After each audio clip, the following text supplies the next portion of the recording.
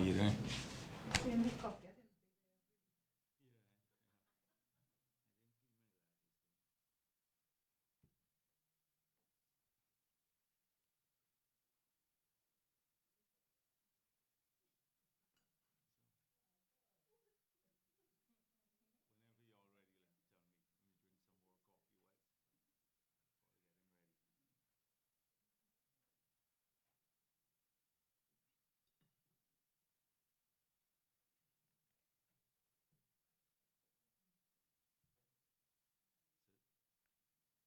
Thank you.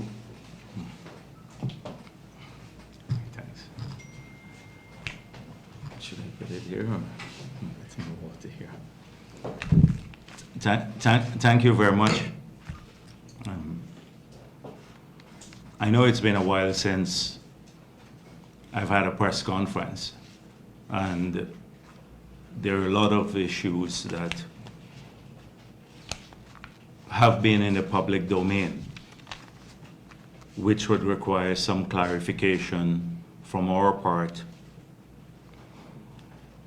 both on the political front and from a government's perspective. And so today I intend to offer some clarifications on a lot of these issues in the public domain. Now, most recently, the cabinet has been in an outreach, and we've seen quite a bit of comments coming out of the outreach and a lot of discussions that have emerged from issues that were raised in the outreach. And so today I wanted to share a perspective on outreaches and also some of the issues that we encountered on the ground.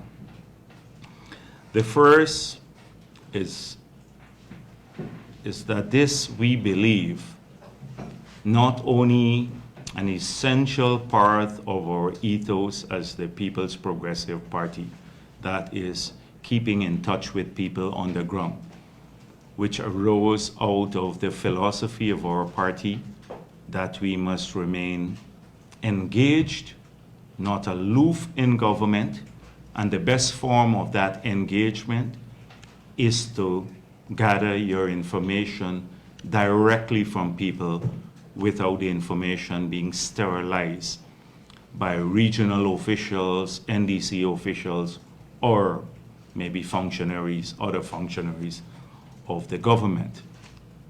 And the only way you can get a feedback as to what's really happening in the country and how your policies are affecting people is if you go directly on the ground and listen to them. And so, whilst to some it may seem a bit raucous, rowdy, a bit hostile, sometimes bordering on, like I had one case in Bath Settlement where two parties on the same issue wanted to fight each other. It is essential for a country like ours to give people that sort of forum. And a lot of people who use that to say, oh, the government is being criticized. We don't take it as a criticism. We believe it's a feedback mechanism. And this will continue. This will continue. We believe, a lot of people believe that you're democratic or you have great democratic credentials if you hold a seminar to talk about democracy in the city at Marriott or somewhere else. And you get, after the seminar, you get all these NGOs to come out and issue wonderful statements about where the country is going, and you bring in some foreigner to lecture the country on constitutional reform. That's important in a democracy, but the biggest test of a participatory democracy is how you give people and how much you give people a voice at the lowest, well, in the villages and the wards in our cities across the country, rural and urban areas. And that is what we are doing. So this is an ultimate test of a participatory democracy. Now, the NGOs probably don't like that, some of them, because many of them will not do what we have done with the membership of the country. They will never have a public meeting with their constituents, because many of them don't have constituents, nor would they allow people to freely express what they feel without any censorship or fear that they will be discriminated against. And it's an important thing when people can fearlessly stand up and say to the president or any government authority what they feel, and even criticize them. That's good for democracy and a country. And so we see this as all positive, even the negatives that have come out about the government sometimes and its services to people. Even that is positive, because it gives us now, first of all, we are aware of the problem, and secondly, it gives us an opportunity to fix the problem. And so what I found personally is that people have waited a very long period to have many of the issues that are important to them addressed. We have had a period, many people don't recall, but APNU practically ran this country from 2012. The people think it's 2015, but in 2011, in those elections, they had the majority in parliament. And the government at that time was almost on a daily basis engaged in a parliamentary struggle to get its programs through. Could not have spent the time that it should have spent on the ground. The budgets were cut for essential services. And the country was in a state, the intent at that time was to create enough dissatisfaction among ordinary people through the cuts in the budget, etc., to lead to an improvement in electoral fortunes of APNU AFC, which ultimately led to them winning the elections in 2015.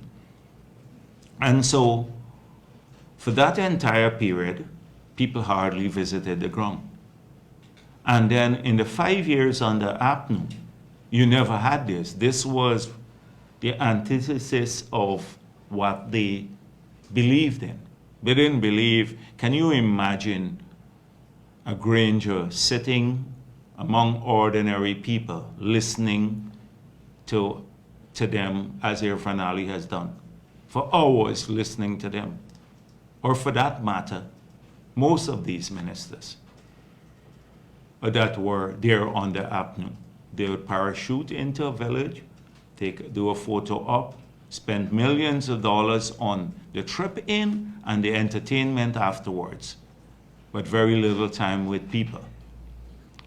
So you have had almost 10 years, and then in the past 2 years or so, because of the pandemic, we couldn't have spent enough time on the ground bringing people together. So we're talking about 10, 11 years of accumulated issues at the personal level, and people have waited patiently. And I admire that, because many of them have had, for them, waiting on a lease or a title for their land or something of that nature to get their roads fixed, they've waited patiently. And when they came there all with the intent of bringing that to our attention, that we want these things fixed now. And they waited 10 years to see their policymakers back on the ground. And so we see this as all positive. And we wanted them to know that although we have had a lot of talk about transformative projects, and this is critical for our country, And we have spent the last couple of years really aggressively going through the process of planning, identification, planning, feasibility studies, raising the financing, getting many of these big projects to the stage of execution, and executing many of them, like you've seen, completed, like the highway of the East Bank. That we are also aware that whilst we are doing this, that we have to tackle the other issues on the ground. So for a person who has a bad street that they have to travel on every day, that may mean more to that person than building a highway somewhere else. Although the highway is critical for our well-being in the long run, reducing transit time, and our business community can reduce cost of production, etc. And that's critical. You have to do that too. But you also have to spend time doing the other stuff. And and in a way that recognizes you have to balance allocation of resources. So although you see the budget, the last budget or capital expenditure going up by over 100% from the previous year because of the use or the introduction for the first year of oil money into the budget, we have been conscious of the need to balance the two interests. People's daily improvement, the daily improvement in their lives with the transformation. And so, for example, in Linden, you have $560 million, but that now has been increased to $1 billion for community roads alone, leaving out the regional allocation. This is from the central government that will input into region. Berbice, that has been more neglected, there are $4 billion there. And with a bigger population, it's a whole county in the area and stuff. And the region 5 has like $1 billion to region 2, another $1 billion. So a lot of money, and these are for community roads and infrastructure. I don't want to spend this press conference going through all of the allocations again, because we speak about this on the road a lot. But just to say that the outreach had that as if its first purpose, listening to people and communicating to them that we are aware of these issues and we'll work on them. Secondly, we had to ensure that we're using the outreaches so that people have perceptions formed on the basis of more information and accurate information, not third sources and often questionable sources of information. So a key perspective on oil and gas, we had to communicate that. Because we believe if people fall prey to the sometimes popular but unsustainable view that you can use oil and gas resources wantonly in a manner that you consume all of it and all of it immediately, then we will not be able to achieve what we have set as a goal for this country, which is to utilize oil and gas resources in a manner that doesn't destroy our economy in the process, doesn't raise undue expectations or cause a period of seeming boom and then a long period of bust, which has been experienced in many, many countries that have had windfall or surpluses in revenue.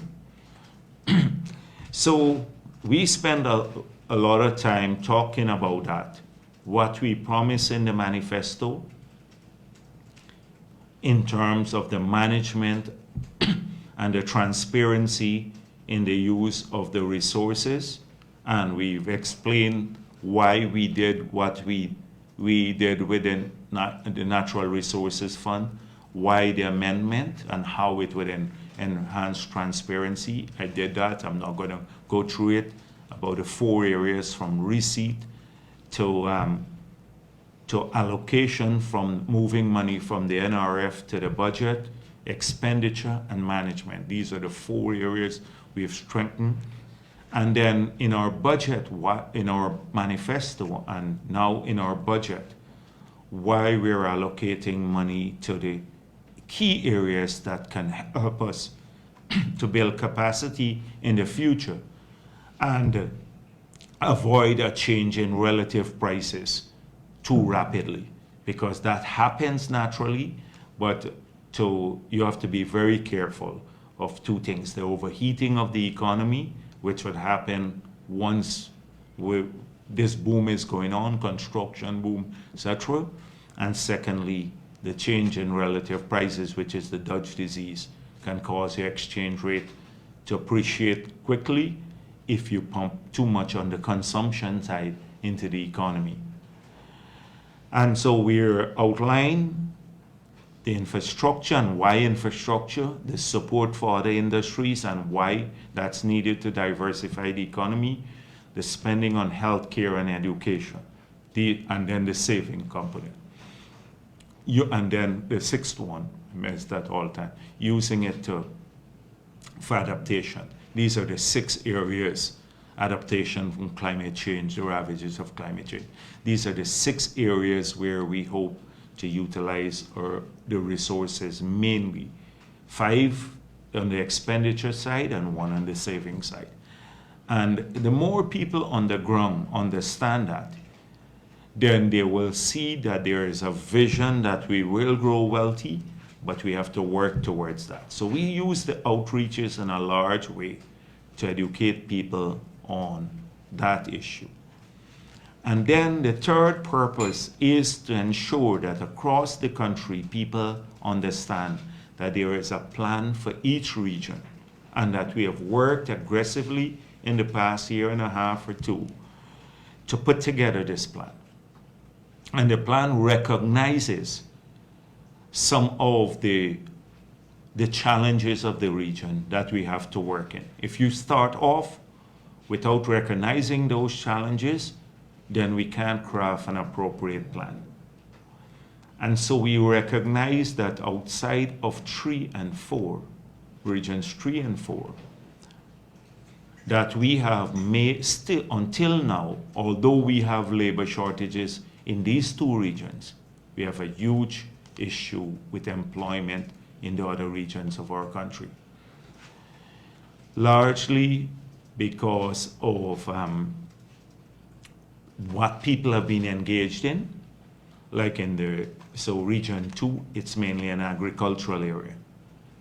So the oil and gas investments that have been massive, and the corollary investments to support the industry, the hospitality industry, for example, 6, 7 new hotels are all Georgetown based or soon region 3 base, a lot of the development there. And so people, because of the proximity, people get jobs and they can move in these 2 regions. But they wouldn't have that. So we wanted them to understand the same thing in Region 6. Region 6, the regional economy practically collapsed because of APNU, closure of the sugar factories.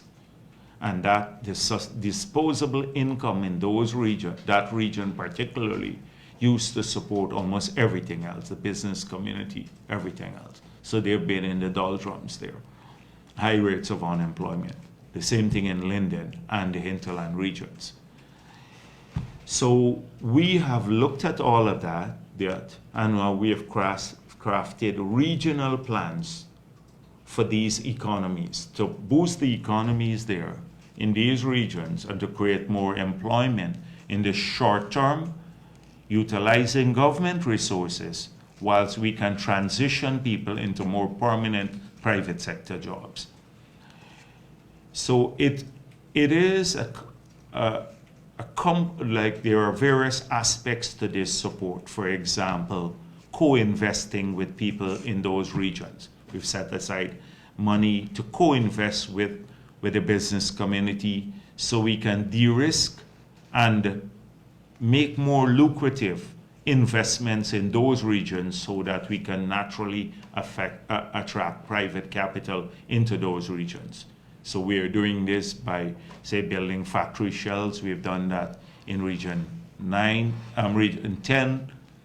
The call center there now has fairly large number of people working. Man wants to expand. If he wants to expand, the government will build the rest of the building, train people for him and everything else so that they can operate there. The same thing in region 2, in region 6, the other regions, region 5, I just come from there, and we said the same thing to anybody who wants to to join with the government in co-investing in business-related ventures. Secondly, we have some structural shift that we are focusing on to move some of the momentum that we've seen in 3 and 4 that is now going to sustain itself over a long period because of the scale of the investments, to move that into 5 and 6 that around the Berbice River. Those are some structural plans there. So we wanted people to know about this, and then of course the small grants that we have done through SLED. We're not going to give one man $6 million like Figueroa got, but like we give small grants where people that can help people and ordinary people, no politician, ordinary people, small grants to assist with their business. Later this year, we're identifying in Georgetown, in Sophia, and many other places to do the same thing when we start doing some of the outreaches in these areas. Now we're touching the outlying areas. But so this is that's one of the objectives, to make people familiar with the development plans for their country, the big transformation, but at the same time saying to them, we recognize the challenges in their areas and we are working towards addressing this. And that is why we've set aside money this year to employ about maybe 8,000 to 10,000 people, but just part-time employment so you can supplement family income.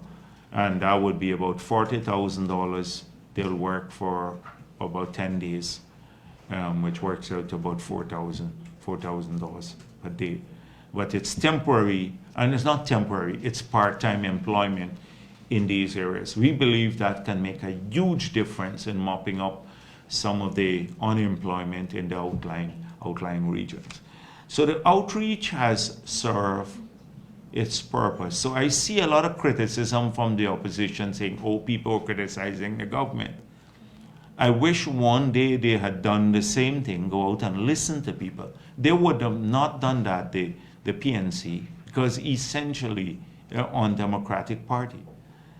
And so and to subject yourself to listen and to televise it in real time, not to do a day with the president like Mr. Granger, and the media the NCN will give him all the questions before. So you get all the questions there, everything is scripted and nicely packaged, and that is your interaction with the president. Irfan Ali goes out and it's unscripted. People can raise any issue they wish with us, with him, with anybody. It's not scripted. You don't know what the man in the audience would raise, or which party he belongs to, or whether he's hostile or favorable, and any issue could be raised there. That is the ultimate test. So I wish that some of the NGOs that talk about consultative democracy, they like to go to the Constitution, Article 13 and all of that of the Constitution. Well, they should really be talking about participatory democracy, because ultimately that's the ultimate test of accountability of a government, going on the ground to get a feedback from the people that put you there, the elected represent, not just those who vote for you, but the citizens of the country.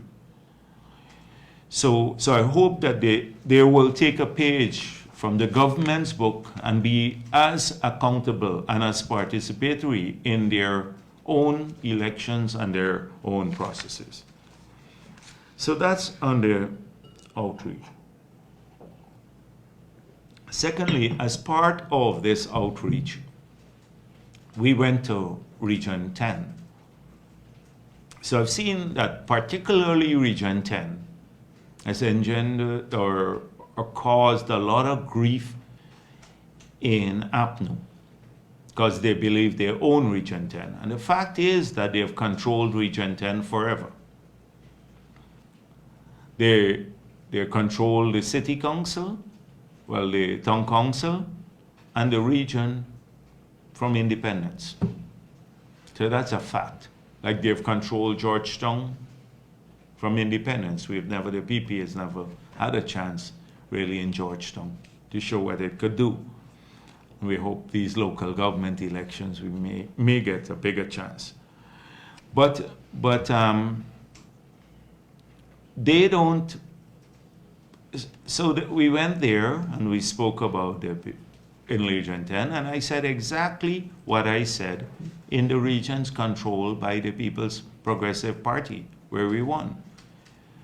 That we are happy that so many young people signed up for the LEAF program, and the GOAL program rather.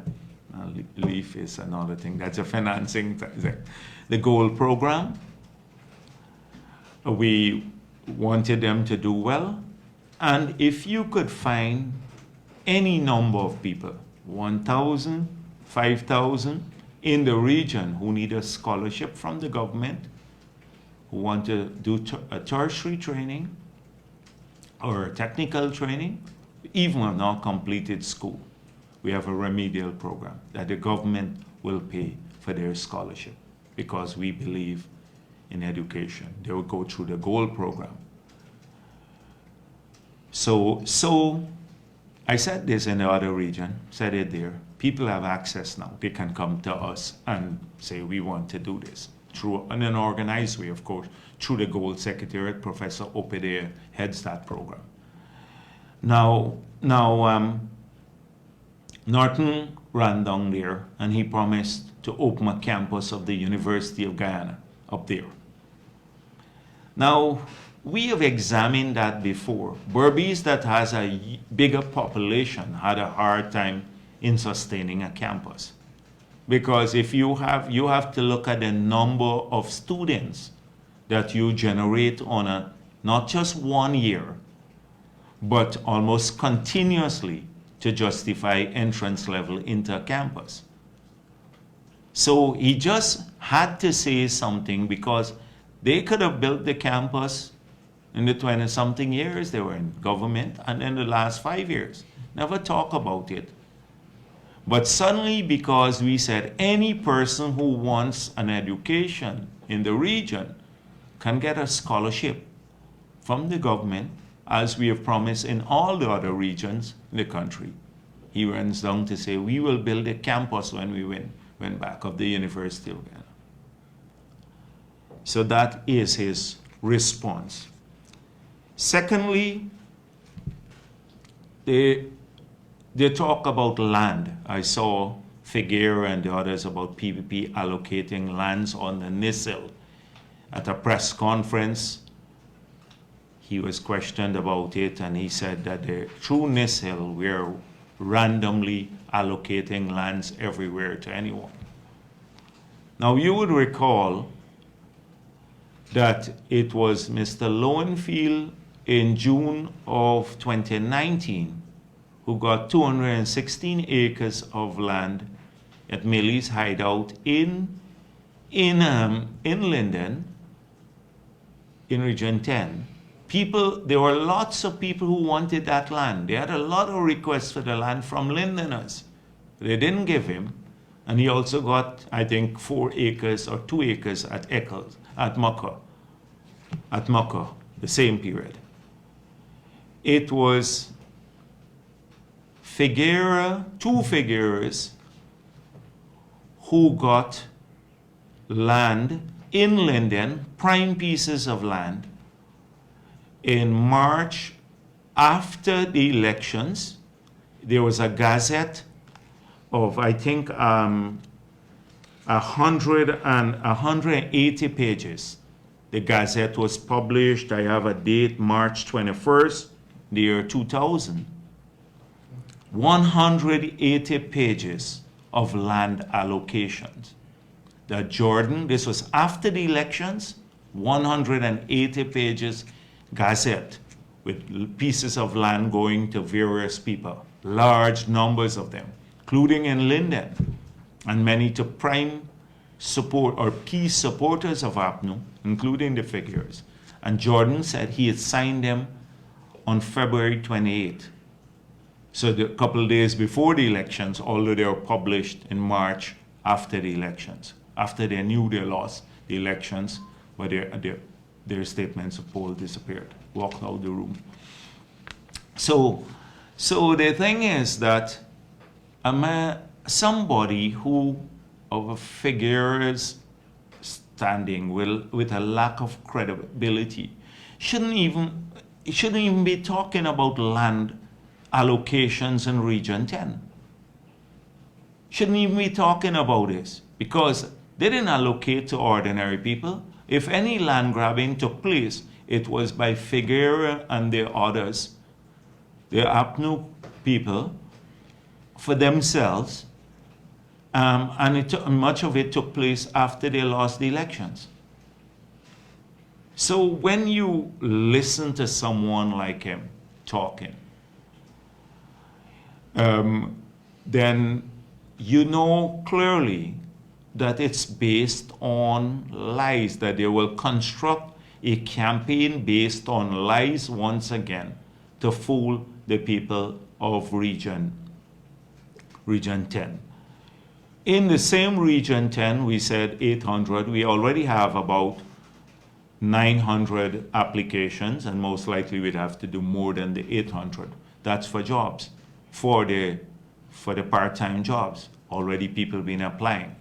So in the next couple of weeks, so they sought to disparage it and said Jagdeo lying again about the land, the jobs that will be created, because he said in 3 weeks' time, of course the applications had to go out. And so we have already been receiving the applications, that in 3 weeks nothing has happened.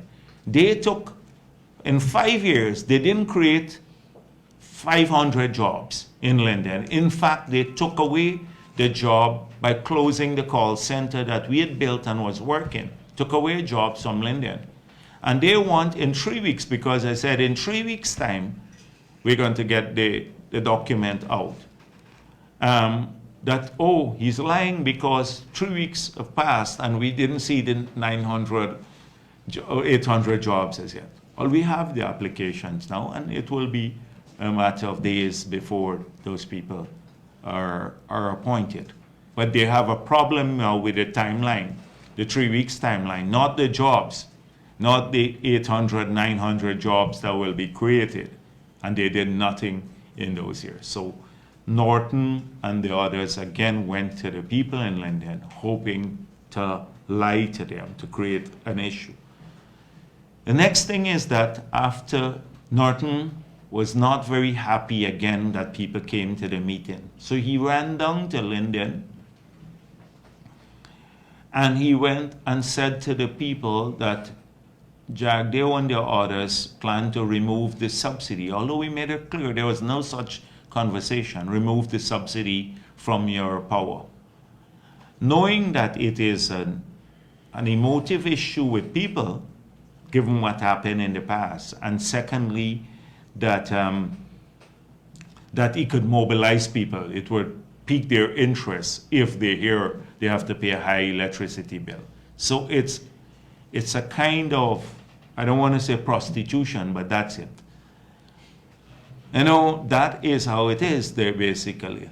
Knowing it's not true, preying on people's concern, you know, and creating untold worry among ordinary people. When it was a lie, he knew it to be a lie, that there was no such thing. We had to issue a statement, and went and, you know, in his contrite face like this, stand up in front the building, like, look like, I see a picture, it's like very funny, but it's tragic too. I saw the picture. I'd share the picture at some point in time. I'd tell Jason to put it on my WhatsApp, on my Facebook page. But you would see how funny it looks. But he was there lying to people basically about it. That is what happened. So again, another lie. Then the regional chairman, there is some wild card guy down there who terminated some people, and they from the health side. And the regional chairman said, oh, we managed to get it reversed through the office of our member of parliament. He couldn't even have an audience with Granger, the member of parliament there, when they were in power. He could overturn anything. It was Frank Anthony who did it. But they lie again that they overturned this, and that Jagdeo came and promised jobs, and now they terminated these people.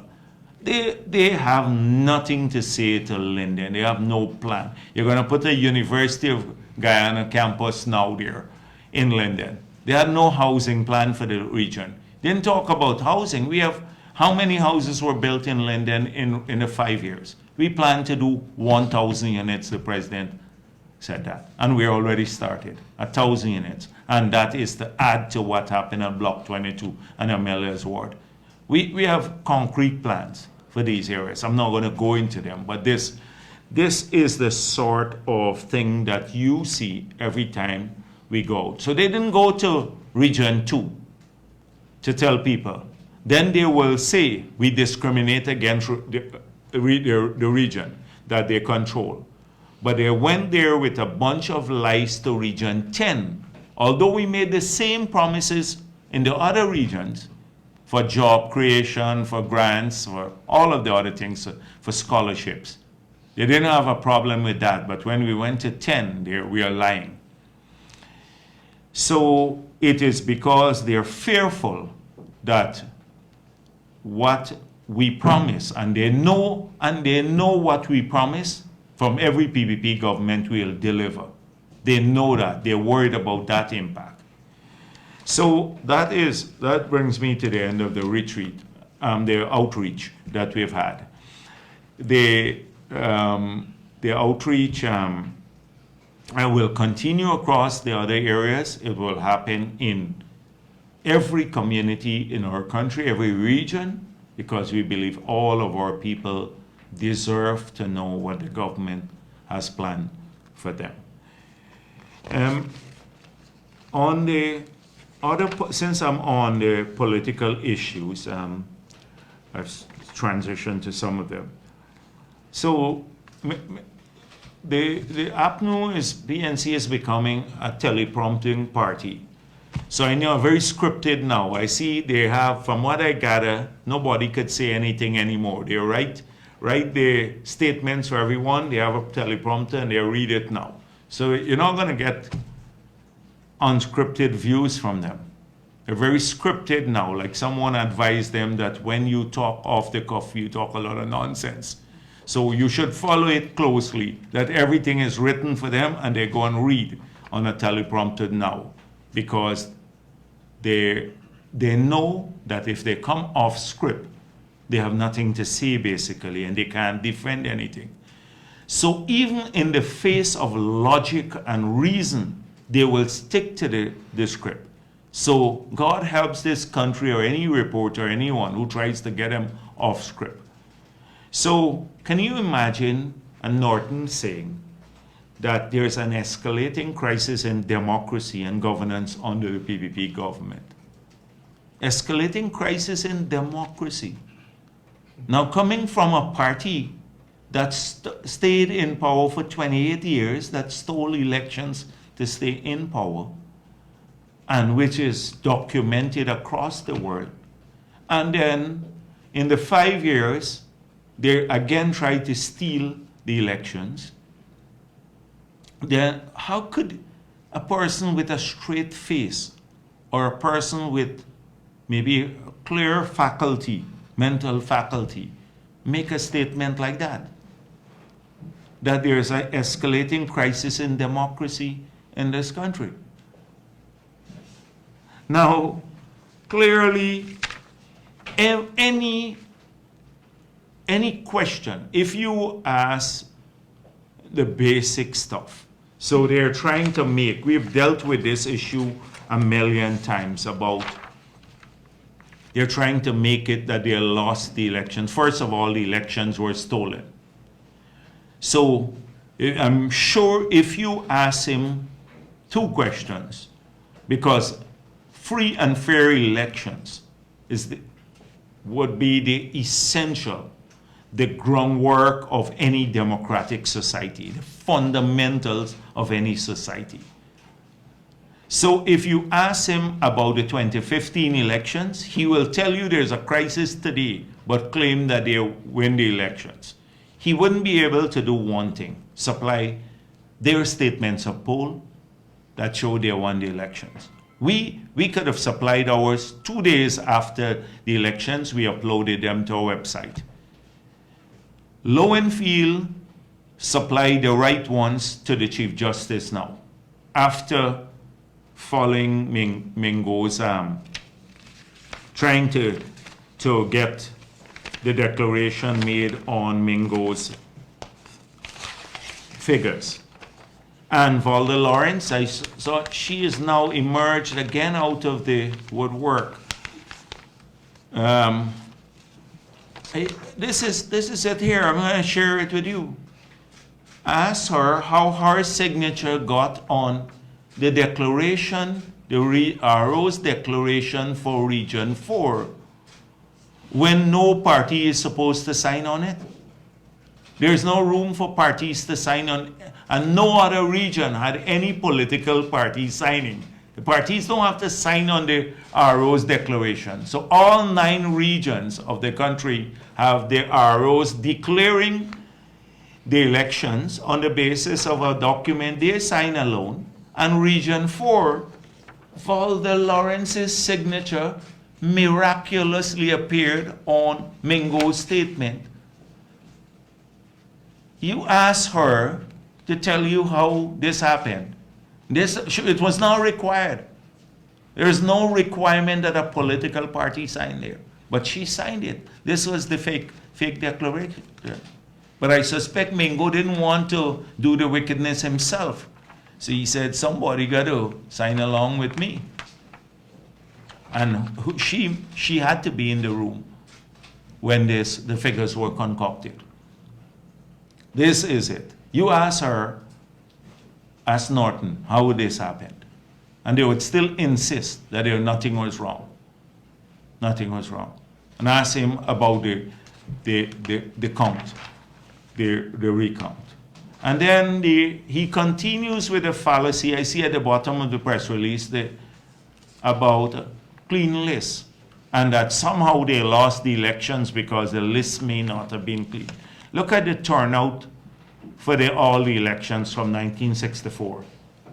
In 2015, and the turnout is how many people voted compared to those on the voters list. So in 2015, 72.19% of the population turned out. That was a turnout based on numbers on the list. And in 2020, 72.58, a higher percent turnout than in 2015, and yet he claims that the list was bloated. So if it was bloated then, in 2020, it had to be bloated. They won in 2019 on the same basis. It's not bloated. It's just that there are people on the list who have died that they have to clean up now. GCOM has to take all of those people, and in the representation of the People's Act, we're making it clear that there has to be a public process of cleaning all the dead people off that list. But secondly, there are people, based on what we explained before, that the Constitution prohibits people from being removed based on residency. And so if you migrate, your name may be on, but you will not get to vote if you strengthen the the verification process, which we have done by using a picture ID. And that is why you only have, like you only had in 2020, about 460,000 people of the 660,000 who voted. Nearly 200,000 who were on the list did not vote, because you have robust procedures. But the issue was tested in the court and ruled unconstitutional. But that, of course, in Norton's frame of things, that's a problem with the PNC, that they will stick to a line, and regardless of reason or anything else, or logic or common sense, they believe they can talk about it enough to force people to actually start believing it. These are the figures. You ask him about it. Ask him about the turnout levels. Ask him about the Valder's signature and where their statements are polar. So anybody who talks about democracy now, an escalating crisis in democracy at this stage now, needs to be examined whether he has all of his mental faculties. Anybody, and I'm clear about that. Clear about that means it's either it's all contrived, and that he will pursue an agenda regardless of logic, or you got to be crazy. And to talk about, Norton likes the song "Officious," so. Oligarchy. I said the last press conference, there's oligarchy, kleptocracy, plutocracy, and to describe the VPP. Pure nonsense, utter nonsense. There's another one that it's called cacocracy, right? That it means that everything you turn to a particular way, turn out wrong. So that is what he missed out on, that word to describe APNU. But this is utter nonsense. Talking about, so I think he was taking on this editorial in the Stabroek News and a few other places that said, so let me make it clear. And he quoted the Stabroek News. I got here, the government would likely rule with impunity and a sense of entitlement, was in the editorial. And he said, you can talk about this, but when I talk about it, you're upset and all of that. Now, let me say something. That the newspapers in this country, Kiteshore News, Stabroek News, other newspapers, you have different editors, so you have different opinions, you have various contributors, and we have a free society. People will express whatever they feel. And some of them, for me personally, whilst we will take issue with some of the issues that are raised, because when we believe it's a mischaracterization of what's happening in government, we will speak out against it.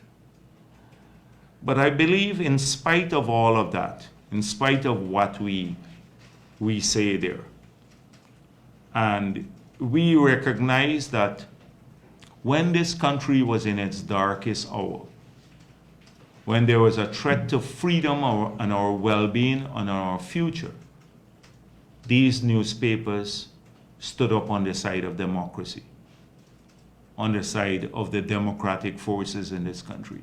And even if they are critical, I think they earn the right to do so. So whilst we may respond to the issues because we believe there are a lot of inaccuracies in many of these newspapers and stuff, but we recognize that they're essential to a free society. And we're not going to be caught up with the Norton approach to this matter. So let me just go on quickly, because it's hard to find any real issue about what Norton is saying, because he comes up about, he's outlined their plan for the future. Their plan is, oh, less taxation. We heard that before. You check the 2015 manifesto of the party. Oh, the good life again. The good life, less taxation, national patrimony belongs to everyone. We have heard these platitudes before. He is just like Granger with his 10-point plan. I've heard 10-point plan for growing duck chicken and ducklings in this country, 10-point plan for Borbies. Everywhere he goes, he has a 10-point plan. You'll recall, Norton has a 7-point. He reduced it to 7. He's a 7-point plan man now. Nothing that could benefit people. Look at the thing where he outlined. It's a lot of nonsense and platitude. He doesn't realize we just have fresh memory of APNU in government. Talking about a kleptocracy. These people didn't submit the statements for the Integrity Commission for 3 years. Shut down the Secretariat. If we, I don't want to enumerate, they've just been lucky that we've been spending a lot of time on development, and we could have charged half of them in there by now on the things they did. But we just like being focused on just getting the country going. Just being focused on that. And I know we don't pick up the phone every day and call the police like they did under Soku. Are you going to do this, etc. They do is to live on the phone to call about their political opponents. We just let the police deal with the matter and the auditors. And we've been focused more on development. Any talk about kleptocracy. So it is again this trying to sound smart. And people, I don't know if people could actually believe this because it's so far-fetched and so familiar, because they said all these things before and did nothing, that people must question the credibility of what he's saying. But somehow it gets reported in the newspapers, etc. Now, Mr. Norton he's trying to set the president's agenda. That will not happen. The president has made it clear that he will, that within 2 weeks, he would invite Mr. Norton. I know the president has been extremely busy.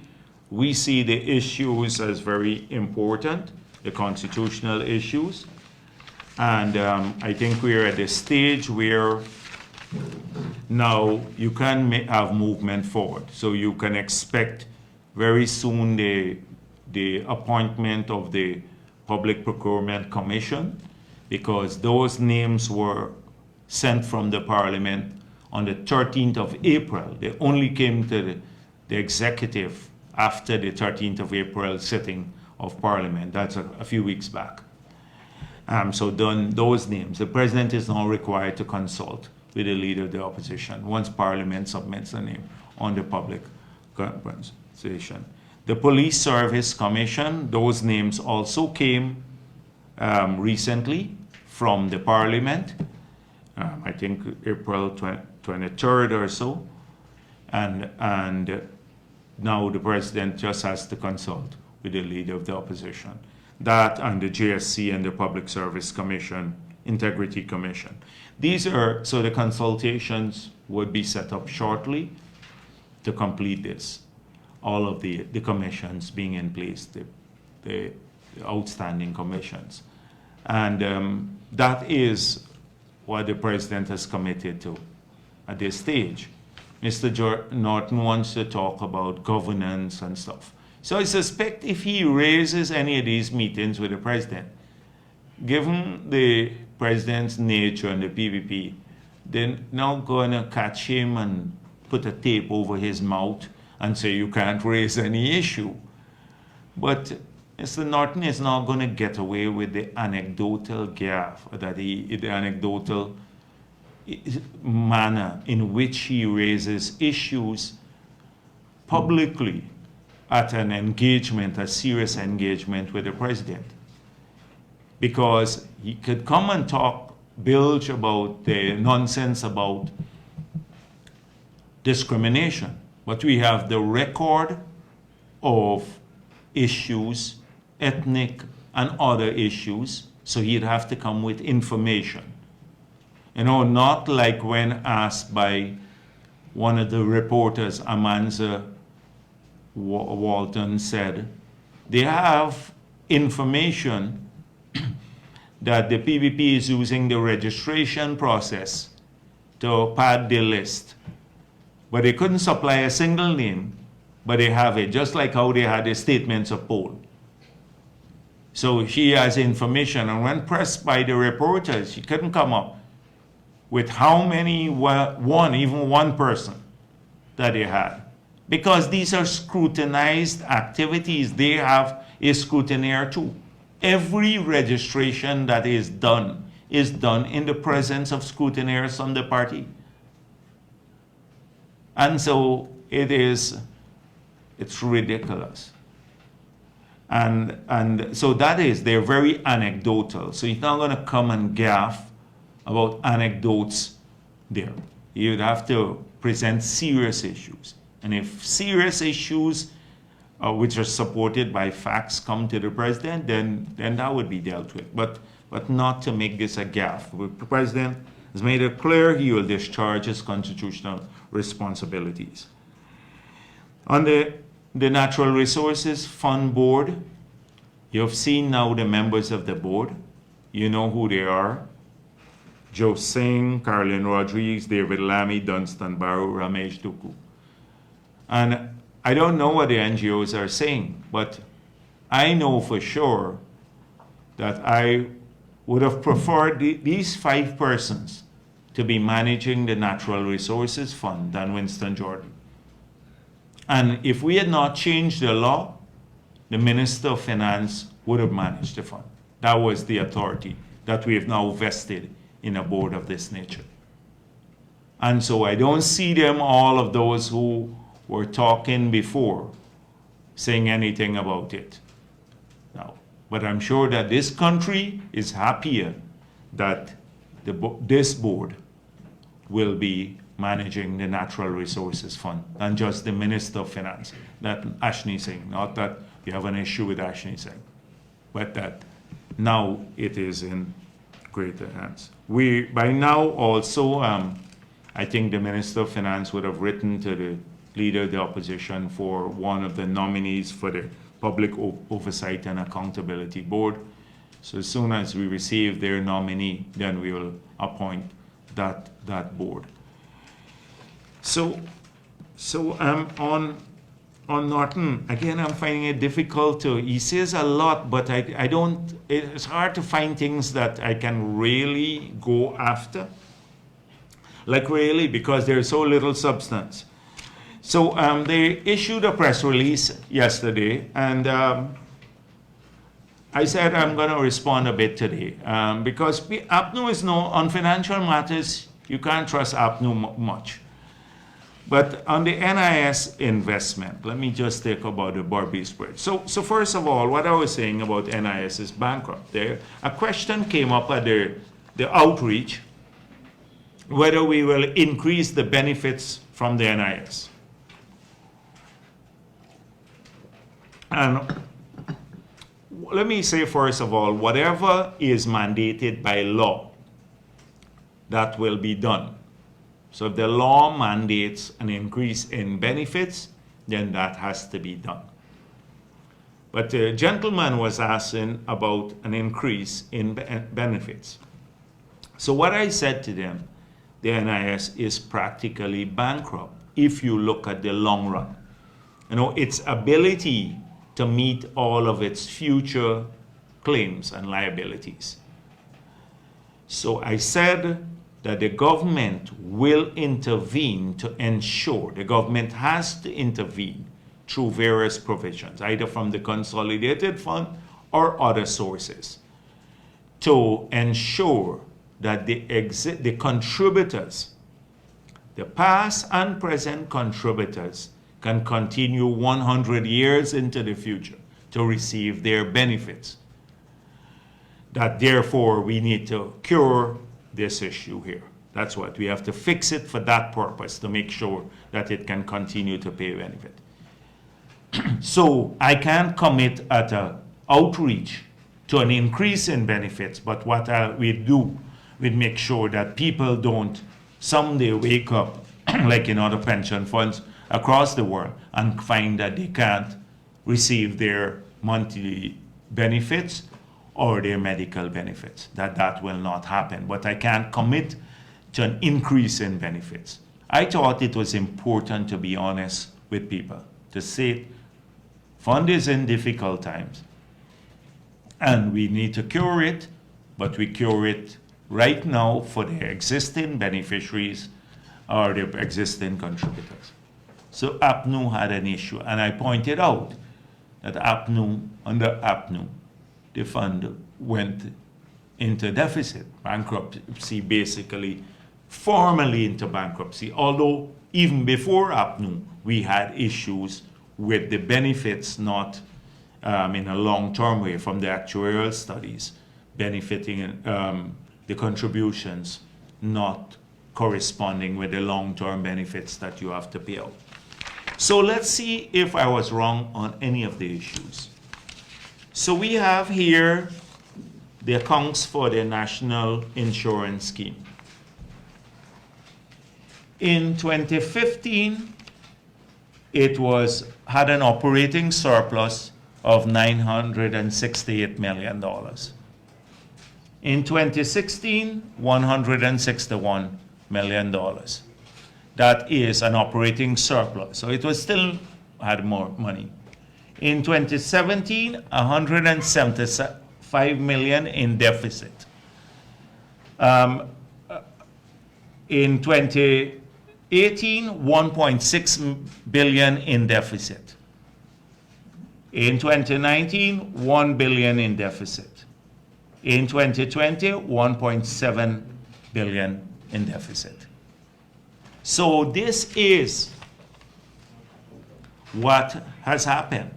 You see, it has moved from an operating surplus into now a huge operating deficit. That is what I mean. It was factual. I can substantiate this. But now, I heard Valda read this statement, but somebody must have prepared it for her. Even Valda, no, because I heard, by the way, she is Ashley Singh's counterpart in the National Assembly. She reports on financial matters. God help us in this country if we have to deal with that. She is the chief spokesperson on financial matters now. I don't want to even talk about what happened in the drug purchases and tender board there, and under her tenure there at the ministry. But this is the point I was making. The numbers. You can go and check it. So she says that we, in the same press release, that I caused $2.5 billion to be invested in the common shares, she said common shares of the bridge. So the bridge total common shares is about 400 million total, but we invested 2.5 billion in the common shares. She doesn't understand financial structuring. So let me go through with you a little bit about what NIS investment has been in the bridge. They invested 300 million in bond 1, which is at 9%. Bond 2 is $760 million, and that's at a 10% rate. Then the subordinate debt, 500 million at 11%. Preference shares, 950 million. And common shares, 80 million. So what has NIS so far received back as a result of this investment? So on the bonds, the 300 million was paid back, and they received 276 million in interest. So on that investment of 300 million, they received back their 300 million and 276 million in interest. So they got 500 $776 million there. On the $760 million, they received $995 million in interest. So they received more in interest than the principal investment. So when you put the two combined, that's close to over $1.8 billion they got back. On the subordinate debt, that's ongoing. $65 million has been redeemed so far or so, and they received $517 million in interest. And on the preference shares, $268 million. On common shares, which is only $80 million, they have not received any return. So how much in total have they received back? They invested about $2.6 million, $2.59 million in total. How much money did they receive back from the from the bridge? They received $2 billion in interest and payment for their preference shares, and about $1.2 billion, $1.3 billion in principal repayment. So far, they have received $3.3 billion from a $2.5 billion investment. NIS. It's the highest yielding instrument that yields more than the Treasury bill. Had they invested, they used to invest this in Treasury bills, they would not have this return. Imagine they received so far $3.325 billion from a $2.5 billion investment, and they still have a lot of subordinate debt, the preference shares and the common shares in the bridge. And they still own that, which would run into billions of dollars more. So this is the reality of the NIS investment. It was one of the best investments for the NIS. That is what they have returned. So to say that the bridge somehow caused this problem with the NIS, it's a fallacy. It's a fallacy. Nowhere could they have gotten a 9, 10, 11% interest, and they don't have to pay any taxes on that, on the returns. Where could they have gotten that? Now, there are other people who they like to claim, like Ramroop and the others. Guess where their investment has been mainly? In the common shares. That has not paid out a cent as yet in dividends.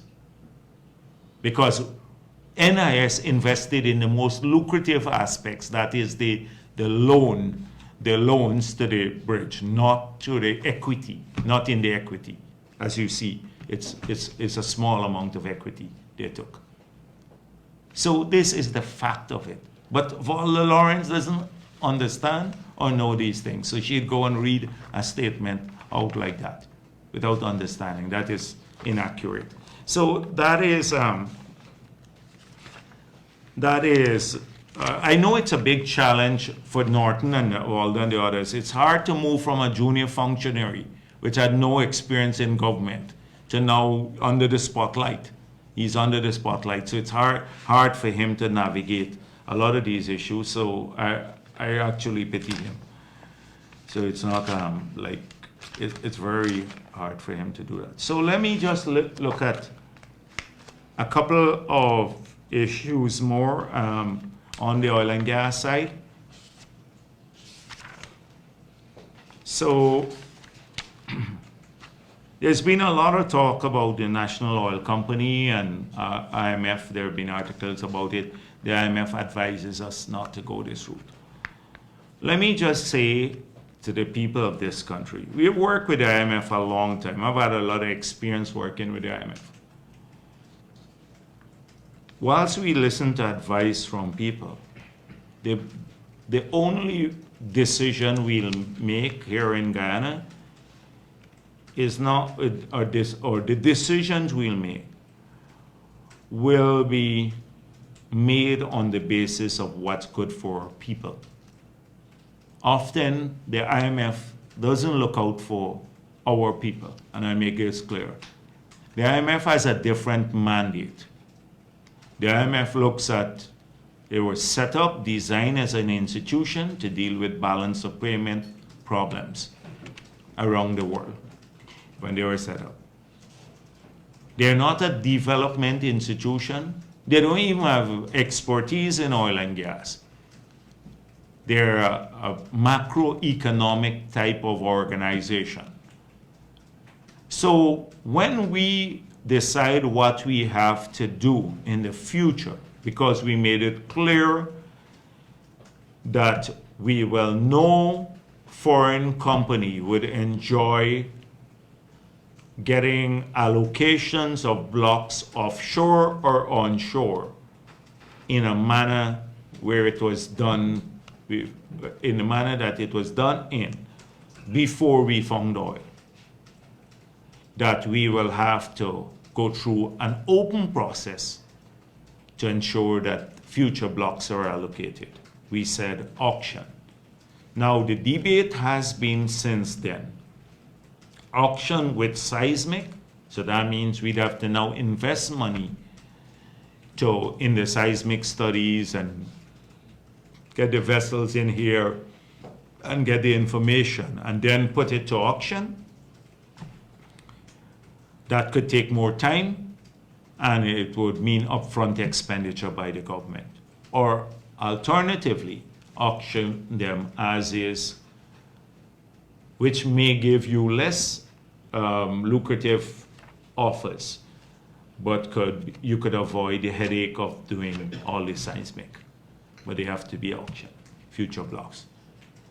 That's one. That's the first option. And then we decided that we've been debating this since in opposition. We didn't put that in our manifesto. But what if we were to take every bit of remaining land that we have now onshore and offshore and put them into a company and then get a strategic operator so it becomes a national company and then get a strategic operator to work with us. So it might be hard to raise money directly given the net zero, etc.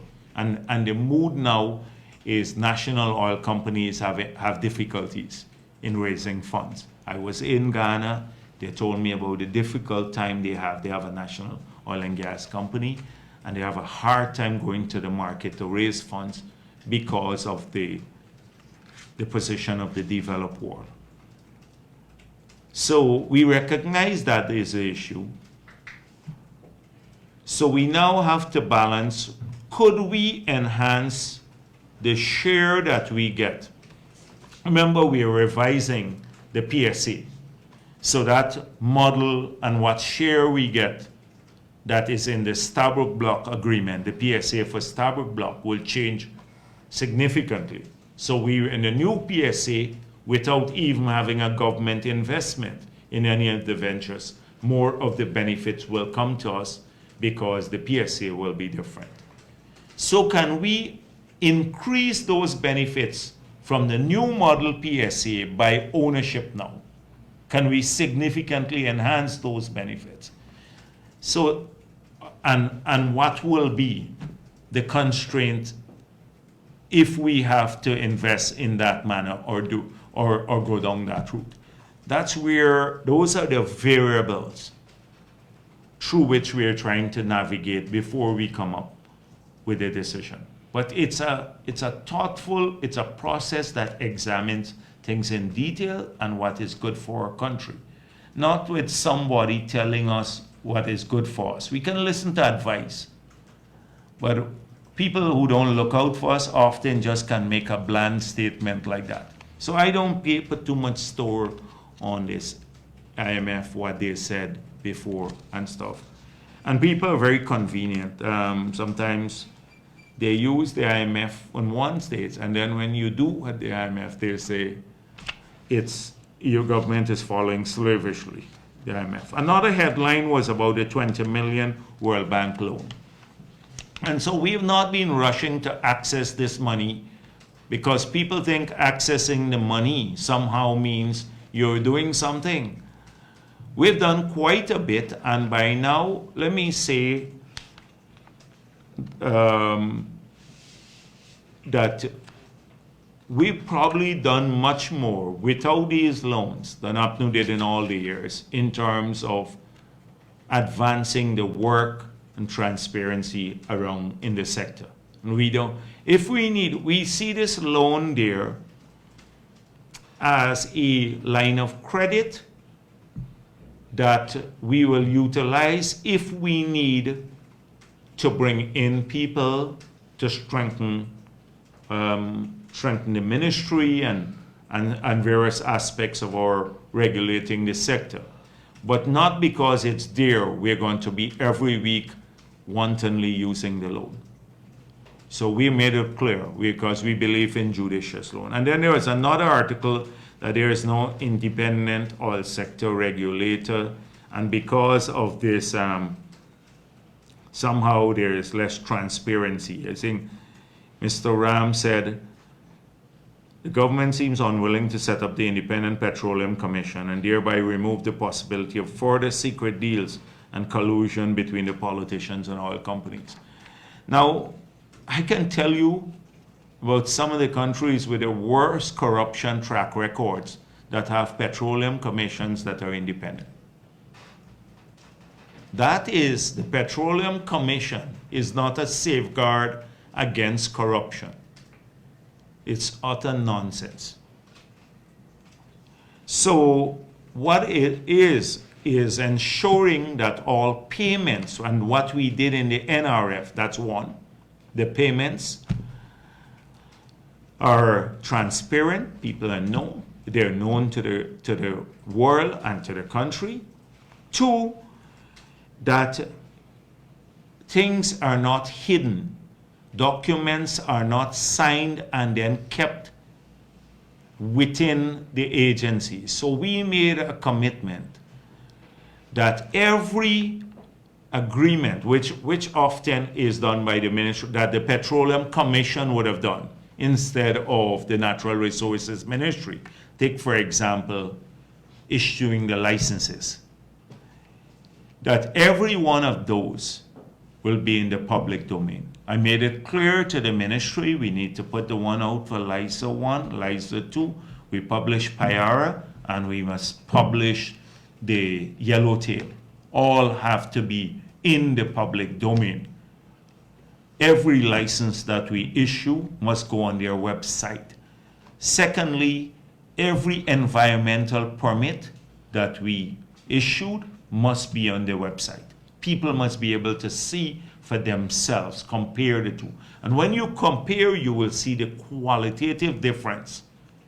When APNU was using the loan, the World Bank loan, versus when we didn't use it, how qualitatively different the work was in terms of defending national interests, and how far we have advanced on the environment side and everything else. Insurance, the cap and stock, cradle to grave management of waste, wastewater management, a fine on flaring and carbon emission. All of these things were absent in the old agreement. They're all now there in the new license, the new environmental permit. So I think we made it clear that ultimately the commission should be in place. It's maybe if you look at the model that Trotman was going with, because models of commission are very different too. Trotman, you recall, Trotman model was if they didn't appoint the commission, the minister becomes the commission, and if they didn't appoint the CEO, the minister becomes the CEO. So the minister could conceivably be the CEO of the commission, the commission, and the minister. That was the model that APNU tabled. So you have all kinds of petroleum commission. So I don't, we acknowledge in this article that true, that there are lots of work on the regulatory side. We made it clear that a new PSA has to be put in place. We're working on that. We do have some time because nobody has approached us as of now to have a new PSA. Secondly, we're working on the petroleum laws of our country, 1986. That's crucial for us. And we're working to build capacity. We have challenges like anywhere else in the world, teething problems with putting in place the local content secretariat. But you know, I speak with Guyanese business all the time, everywhere. And they say to us, with that law, we've seen a qualitative shift in investments, but in attitude by foreigners to us. That's Guyanese business. Now they treat us with respect, and they now want to sit and negotiate seriously. So there are lots of things that we have to look at here. There was one particular article here. It speaks about the IRI poll. And now Gail Teixeira has mentioned, has dealt with the IRR poll comprehensively. And it's in the public domain. I saw APNU said, oh, the PPP is welcome the IRI, but now they're upset with the poll. So let me make it clear for the country again. Just like how we work with the IMF, we don't believe the IMF is infallible. But do we want to work with the IMF in the future, in the expertise on the macroeconomic side? The answer is yes. So too the IRI. The IRI came here. They played a huge role in ensuring democracy around the world and here in Guyana too. And we want to continue to work with the IRI on strengthening our democracy. If they needed a poll to justify raising funding for this work, they did not need, because I believe many of the answers are contrived in a manner to support their case for raising money. So that's not the premise on which they should work.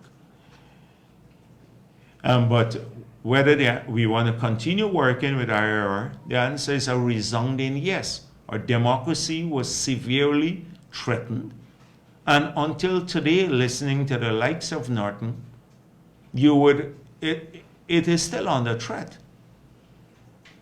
And so we will continue to work with the IRI. We have recently had a feedback from many people. All the comments came in. We had intended to go out only for 6 weeks on the draft representation of the People Act. We actually has been out in the public domain for over 3 months. We have received comments from several people. The most substantive or the more larger number of comments came from 2 sources.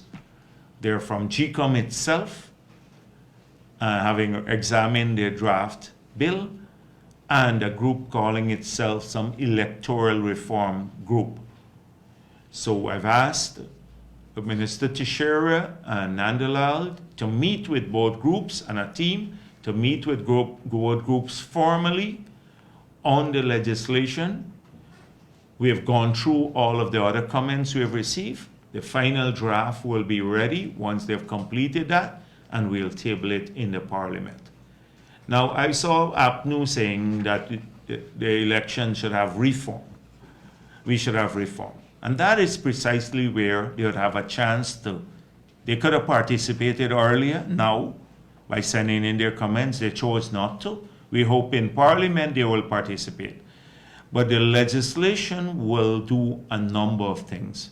But the primary purpose of the legislation will be to take away discretion from the Chief Elections Officer and to make more transparent the entire process, from registration all the way to the declaration of results. So take, for example, in the last elections, polling places the night before the elections, the Chief Elections Officer was setting up polling places. That wouldn't be it. They couldn't do that in the future under this new law. They'd have to set up the polling places and inform people weeks before so that they can plan. The chief elections officer had the manual in his head. Every day he was changing things. The parties didn't have that. The manual now for the conduct of elections would have to be publicized in the newspapers, shared with all the political parties long before the election, so people know, presiding officers know their responsibilities, etc. So we can avoid what happened in the recount. You recall the recount, and I dealt with that the last time I spoke with some media people. So for example, most of the presiding officers were told that these documents you should put in the box and seal it along the ballot box and seal it. At the end hour, the RO called the presiding officers from some places on the East Coast and told them, keep it. Don't put those in the box. So what happened? That was Mingo. So when the recount was taking place, we saw the documents, they were piled high up that the ROs brought in, and the presiding officers to the counting place at just next to Parliament, the Ashwin building. They were there in big stacks. So he received them, they handed it over to him. When we were doing the recount now, the APNU said, oh, these documents are missing. They're missing, largely because Mingo had them. Not that anything happened. So when you have a manual published months before the election, nobody can claim. No presiding officer can say, oh, the RO gave me instructions, because they just have the manual too. It would be publicized in the newspapers. All the polling agents would say, hold on a minute, you can't do that. It has to go in the box.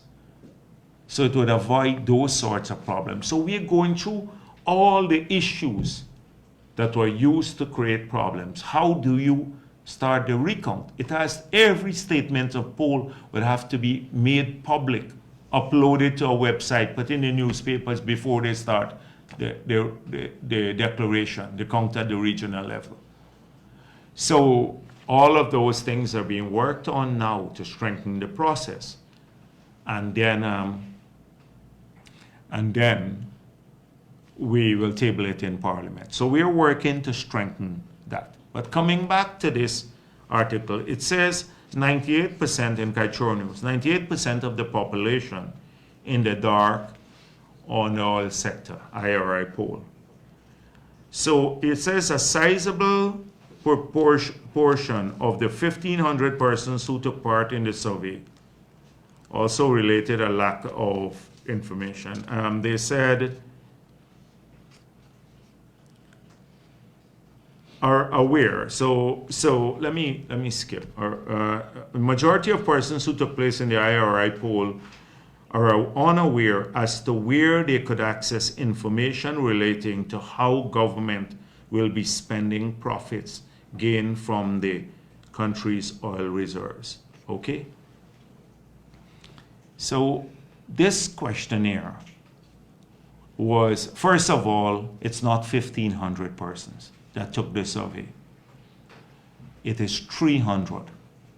They sent out the information to 1,500 persons, requests for a survey. And there was a 20% response. So only 300 persons took the survey. That is why we argued that with a response so low, then it makes the findings of the poll horribly inaccurate. The normal thing is about, well, not normal, 40 is still low, but 40 is acceptable. Sometimes you get 70%. But Gail dealt with all of the other, this should have gotten permission and all of that before. I'm not dealing with that. But this is 300 persons took this survey, not 1,500. So that's one. They used 300 persons to then extrapolate on all sorts of things, including our ethnic composition. How could it? It doesn't make sense. It doesn't make sense. If people look at the conclusions and recognize that they talked to 300 people and had this finding, then they start realizing that it doesn't make sense. And thirdly, if you did this survey in early January, right? January, by the 20th or 22nd of January, they'd collected all the information. How could you ask people whether they know where the government was spending the profit from the oil and gas reserve or the money? We hadn't even passed the 2022 budget as yet. We had not spent a cent. So it's all, and people would of course say, no, we don't know where they're spending the money, because we hadn't spent a cent at that time. And they'd ask them, do you know where the government is spending the oil money? We had not spent a time. When the budget was tabled, January, yes. February. The budget was tabled after that. That's the first time we said we're going to utilize oil and gas money.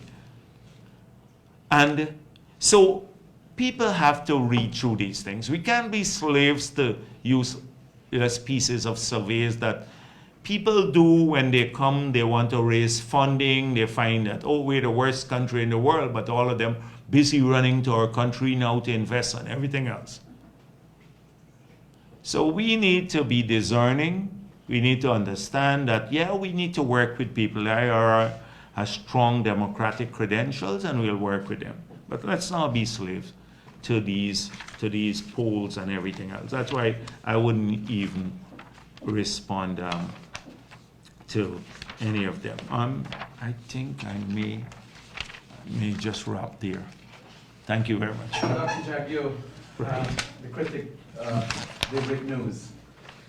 As a result of your utterance, simply said, NIS is bankrupt.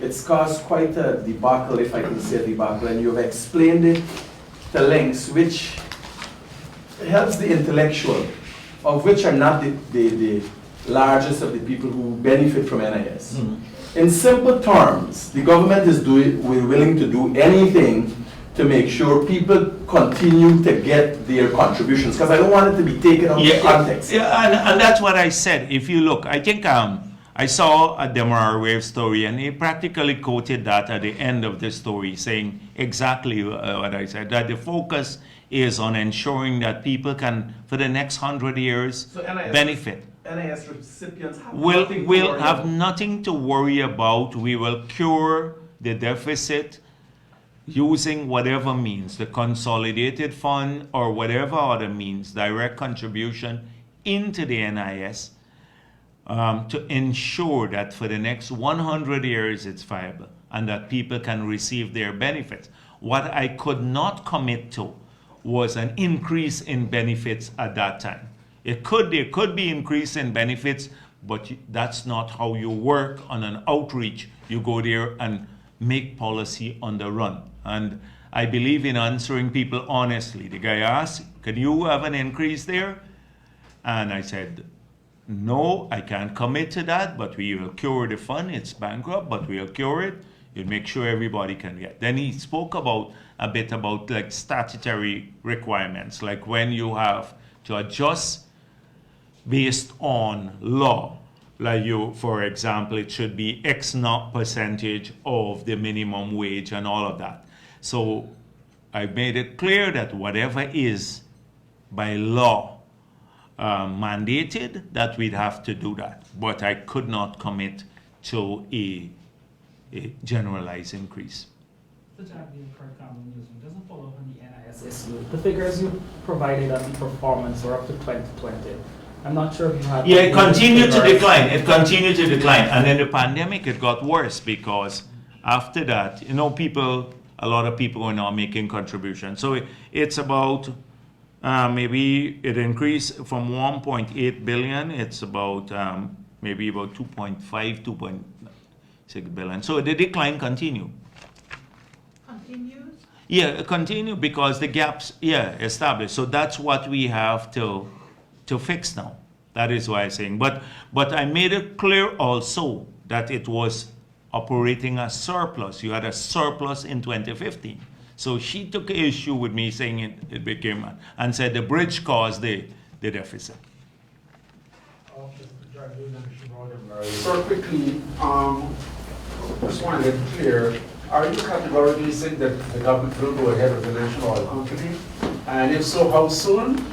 And secondly, sir, you talked about the cleaning up of dead people by way of the representation of the people. Could you explain a bit about what is envisaged as far as the methodology is concerned? Sure. All right. And, Yeah, okay. all right. Okay, all right. So I think I was explaining, I took a great deal of time to explain that no decision has been made about forming a national oil and gas company as of this point in time. That we have really three options. Well, two, but one has two parts. One, auctioning the future blocks. And if we auction, how do we auction? With seismic or without seismic? And then the third question is, do we allow, say, Exxon and the others to participate in the auction, given people argue that they have an overwhelming presence? If you give them a chance to participate and they win, then you have higher concentration. But on the other hand, if the big ones don't participate, you might get a less price bid. You know, you might not get as much money as you want from the auction. So those are the variables. I'm trying to tell you in the public, there's nothing to hide here. That's what the thinking process that's going on now within the government. And then the second option is, instead of doing that auctioning, should we form the National Oil and Gas Company? No decision has been made. So when we make a decision, we will say we're going one of the two routes, and these are the reasons why. You have a time frame with September, by September. We made it clear, we said by September we have to make that decision. and the methodology. Or the methodology. So right now, we want the law to be very explicit. We want that the chief elections officer must secure from the GRO a list of all the dead people, current for every year and historical. And they should share it, because GCOM has the right now to remove people from the list based on maybe a death certificate. So we want to make the process transparent. So GCOM should do that on a large scale. And then, but by law, they must share the list with all the political parties and put the list and publicize the list of dead people in the newspapers. We want to put that into the law. So every time they remove dead people, they must share this with all the parties in Guyana and publish it in the newspapers, not just do it in GCOM on their own. So that is by way of methodology. Can I have a Yes. follow-up? Sure. So before the oil and gas conference, several times before then, at the oil and gas conference, at the international interview the other day, and now you explained the options, that of the auction and the oil company. And each time, you go into detail about the benefits of the auction, Yeah. having seismic, having the payment, Yeah. everything. But I think there's somewhat of a deficit of information as to why the option of the oil companies here, the benefits of that. We know the setbacks, allegations of corruption, the net zero, better finance Sure. policy. Okay. But we don't know why the government have it on the table as a viable option for such a long time. Yeah, we're determined not to remove any option until we have examined them carefully. So I sought just now to explain that we are looking for greater benefits for our country. That's the ultimate aim of the country. So the current Stabroek PSA that has, we argue it's lopsided. We did not get a fair share of the resources. So any future development will have to be done on a modified PSA that brings substantially more benefits to the country. So assuming we're getting, notionally, don't hold the figure, say 50% now, okay, of the total proceeds. And we could, in the new PSA, we're aiming for 60% of it. Now, would ownership, we can get this without any ownership. This is by virtue of just the country, the regulation, and by sharing in the PSA. Now, by ownership of a separate company, can we add to this 60%? Or will it be around the same? Because we have more headache now, we have to make some upfront investments and stuff. Can we get 60+%? Maybe 65 or 70% if we now participate both in the company as a regulator, right? And a owner. That is the country participating as a regulator and owner, the people of the country. Okay, so that's the major concern. So that is it. Can we add how much more? And if we can add a 5% more, what will it take to get the 5% more? And can we do that? So if we have to pump in, say, 200 million now, and we're not sure if you drill a well, if it's going to be dry or stuff, are we willing to take that risk? So that's the reason. That's the reasoning. That's going on now. Okay, and if you're to decide, if any decision is to be made on that front, let's say to go with an oil company, would you also seek to find out if you can mobilize adequate financing given the net zero goal? That is a crucial constraint to it now.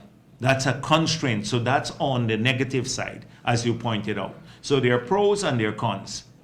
The pros are possibility of enhanced benefit outside of the PSA as the country owning their facilities. On the negative side is the raising of financing, right? Even in the capital markets, it's harder for the companies. That's one. Two, would we have to divert, if we can't raise the money from the markets, divert revenue now, government revenue, into this new expenditure? And is it, and the risks are very high in the sector, the risk of losing the money. You don't know whether you have a dry hole or not. And so that's a third issue. And then what would a strategic operator want if we're only going to be a passive participant? We're not going to actively run. What would a strategic operator want in the negotiations to participate in this? They may want an arm and a leg. So that's on the con side too. So the pros, always the possibility of earning more. And then on the con side, they have several other variables. Marcel Thomas on the side of news. My question is who is determining? Do you have like No, we have various pieces of work being done by local and foreign groups. So all of that information we're getting. So you have like a panel within the... No. Well, this will be determined by the technical people making presentations. So we have, it's not like we're devoid of all the information. We know a lot, but we're doing more studies. So most likely it will be the technical group advising us, local technical and foreign technical, saying this. And then ultimately it comes down to a judgment call of the executive. It comes down to a judgment call, having seen all the variables. But we don't want to walk into this blindly, or we don't want to miss the opportunity of studying it. We want to make sure that when we make a decision, we're making the best decision for the country. Yeah, and that's what I was trying to get, if they're... Yes, we will have, but it will be technical people advising. Yes, technical people advising. Kiana Wilbur, Culture News. Just a few issues regarding, well, questions regarding the issue of gas and the auction. So I'll start with the auction first. Can you say how many blocks will be up for grabs, inclusive of the relinquished portions, Yeah. as well as any other, if onshore, would be considered part of that? I think for September, we're aiming to make a decision on the offshore blocks, not onshore at that time. And it would include what we have now. I don't know exactly how we're going to repackage the relinquished blocks, the areas, or whether we repackage them. But it would include both what we have and the relinquished areas. Do you have a number that you can put it as? No, I can't. Maybe the ministry has, but that's the principle. Okay. You can talk to the ministry, yeah. Okay. But when you say offshore too, Yes, go on, yes. when you say offshore, it's just ultra deep, you're looking at? No, anything offshore. All the available land offshore. Okay, so offshore has a definition. So everything that is defined as offshore. So not exploring onshore at all? No, I'm not saying that. I'm saying for the September one, we're looking at the offshore. Okay. Onshore, I didn't want to get into too many details, but we have a lot of places where people have properties and stuff like that. So it becomes a bit more complicated because although the government owns subsurface rights, but if you give a block near, a man may have a coconut estate or something else there. You know, like different plots of land and different activities, not the surface rights that people have. So we have to find a way to determine, because people believe everything that on their land belongs to them, you know, but the laws of the country since colonial times said subsurface rights belong to the state. So it's a minefield. And you don't see legislative... Yeah, so that is why we have to work through a bit more cautious. We don't want the offshore to be delayed by dealing with this more complex onshore situation. So that, there you have it. That was one of the reasoning why we're separating the two. So we don't have too much of that sort And of your reference controversy. to coconut farms is hypothetical before... No, yeah, because no, it's all hypothetical. Yes, it's farmlands or even people's houses and stuff like that. You have lots of houses in the areas. On to the second aspect. Yes, go on. About gas. A lot has been said about the gas to energy project since your no-brainer statement. And following that, there have been some industry stakeholders who have insisted that to ensure Guyana avoids some of the traps some countries have fallen into, such as Ghana, that there should be, for example, a demand and supply analysis done to underpin the feasibility of the project.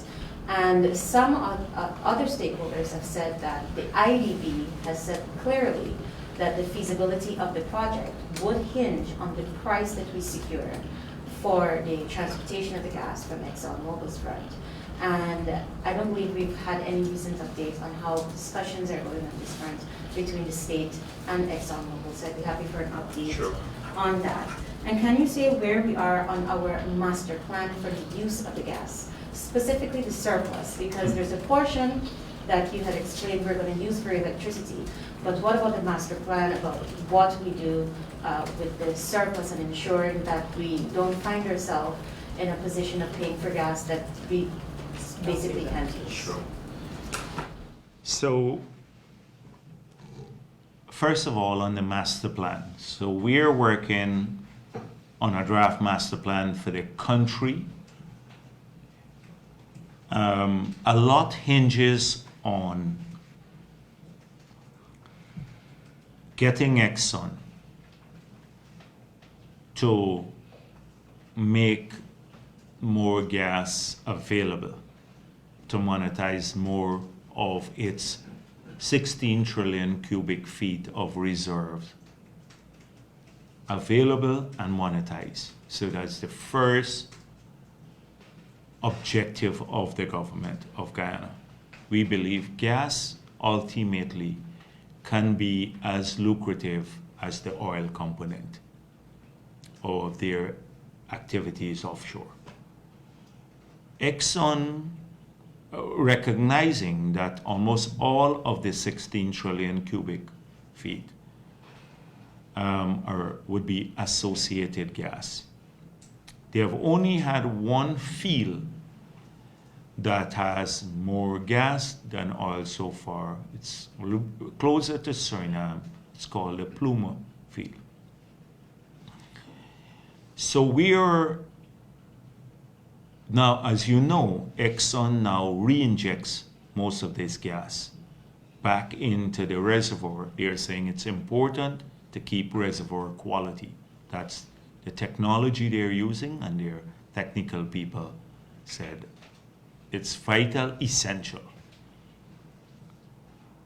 So if they do that in all the development or the developments, then we don't have much gas to monetize because they're utilizing the gas by reinjecting it.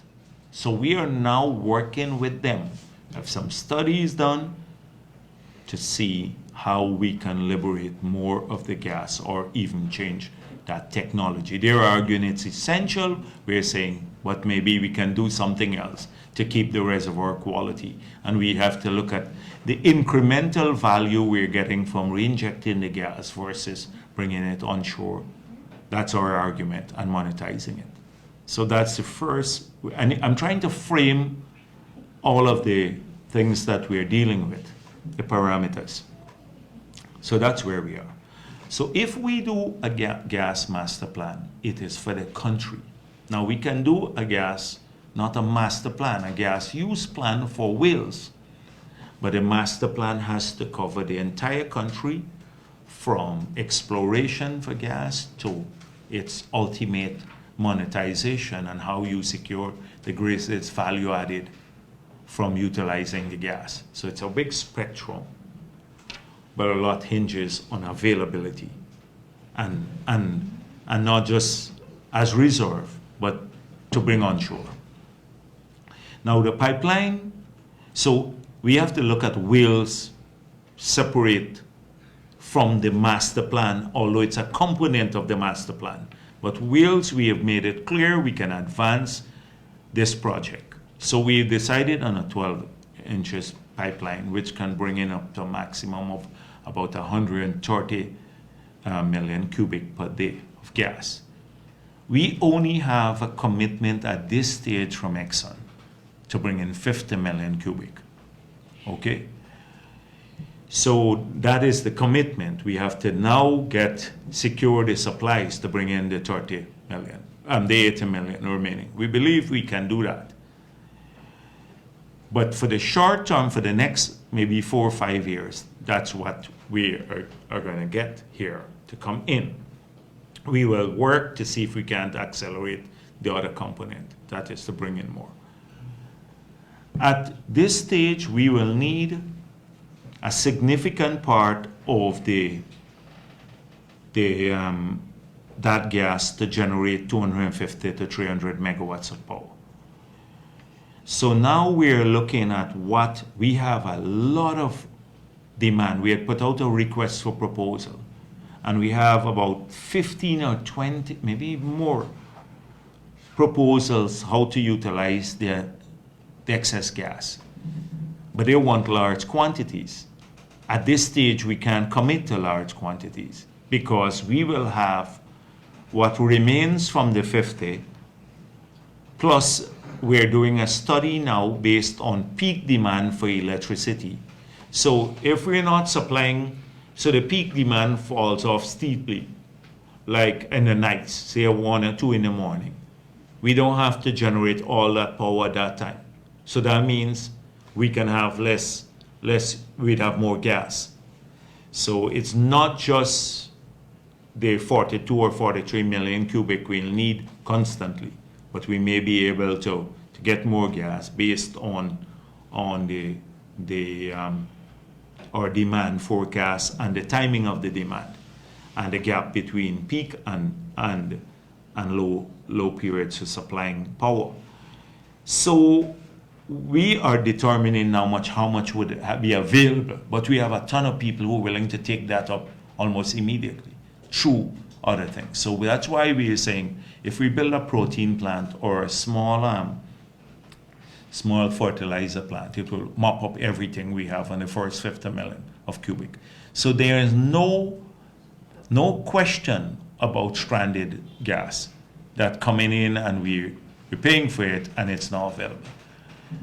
And trust me, the price we will pay for this, and it will not, even if it's available, it's not going to put a big burden. Let me just get, I can't tell you about the negotiation on the heads of agreement that we're working on, but to pay back for the pipeline and all of that. And the cost is only when we go to tender, we will know. So when you see 1 billion or 1.1 billion or that, it varies because of contingencies. They have a lot of contingency in there because of price movements globally and all of that. But when we go to actual bid, that is when you will know whether it will be 1 billion, 1.1, or 800 million or 700 million.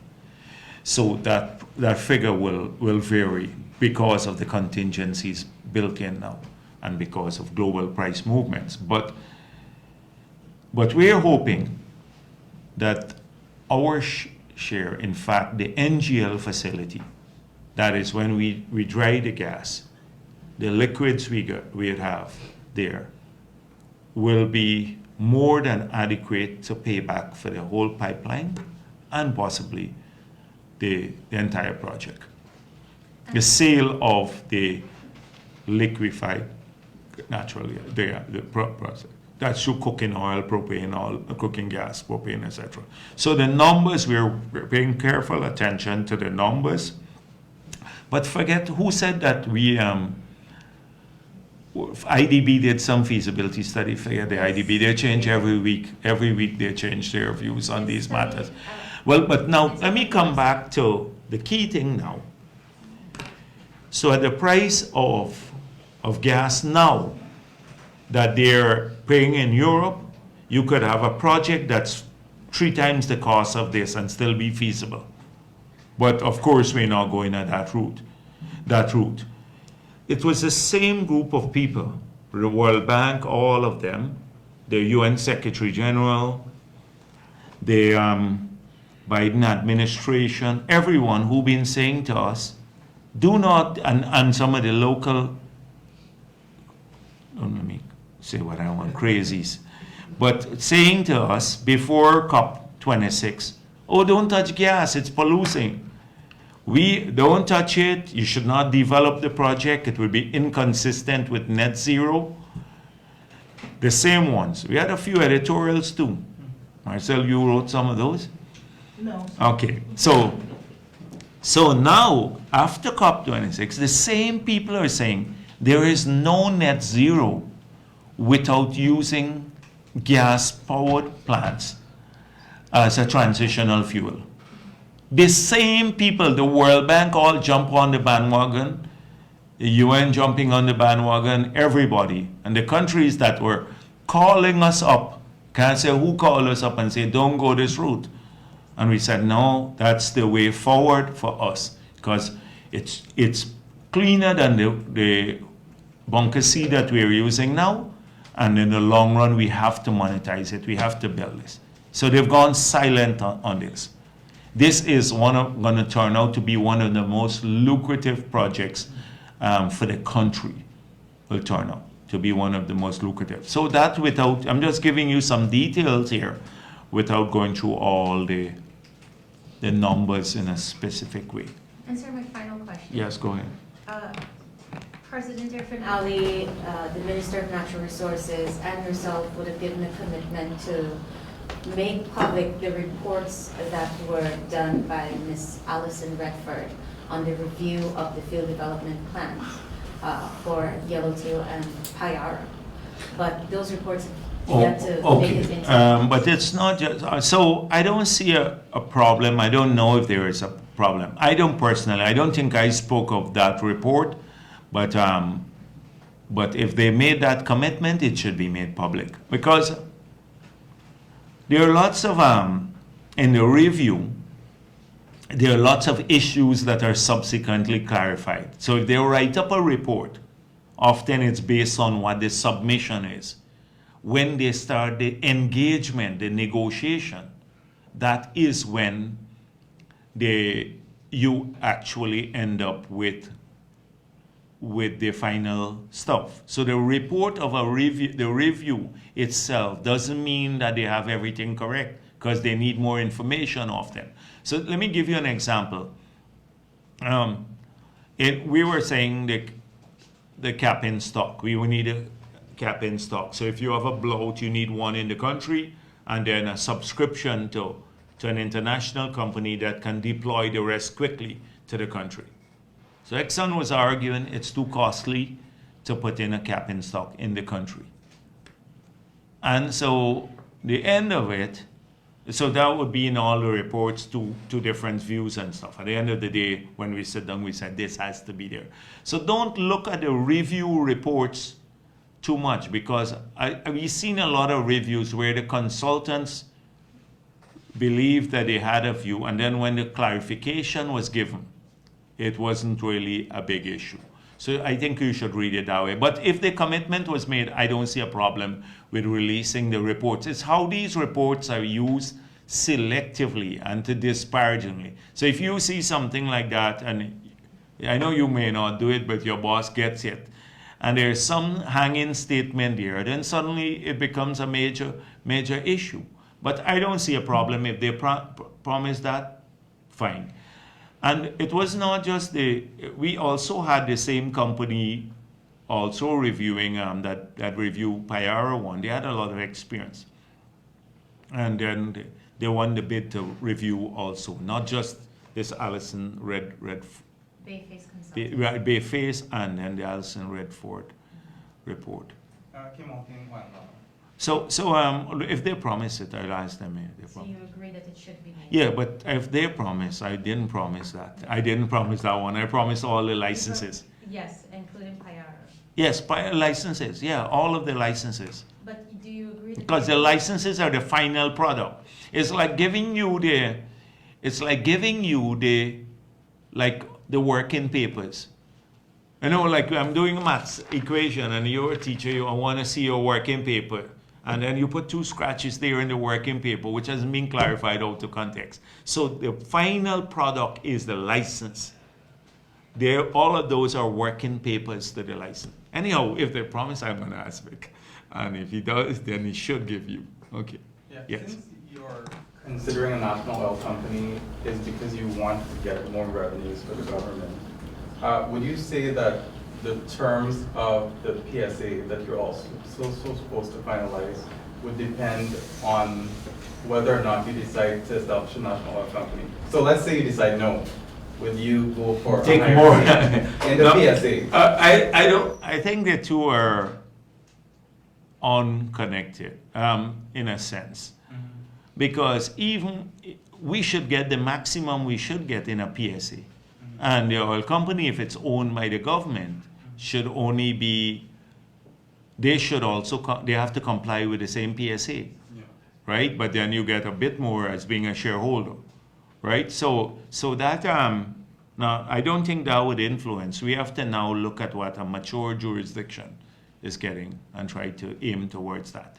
Okay, on your comments on the Petroleum Commission, could you clarify whether your position on the... We're still going to go with a Petroleum Commission. So we still are going to go with a Petroleum Commission.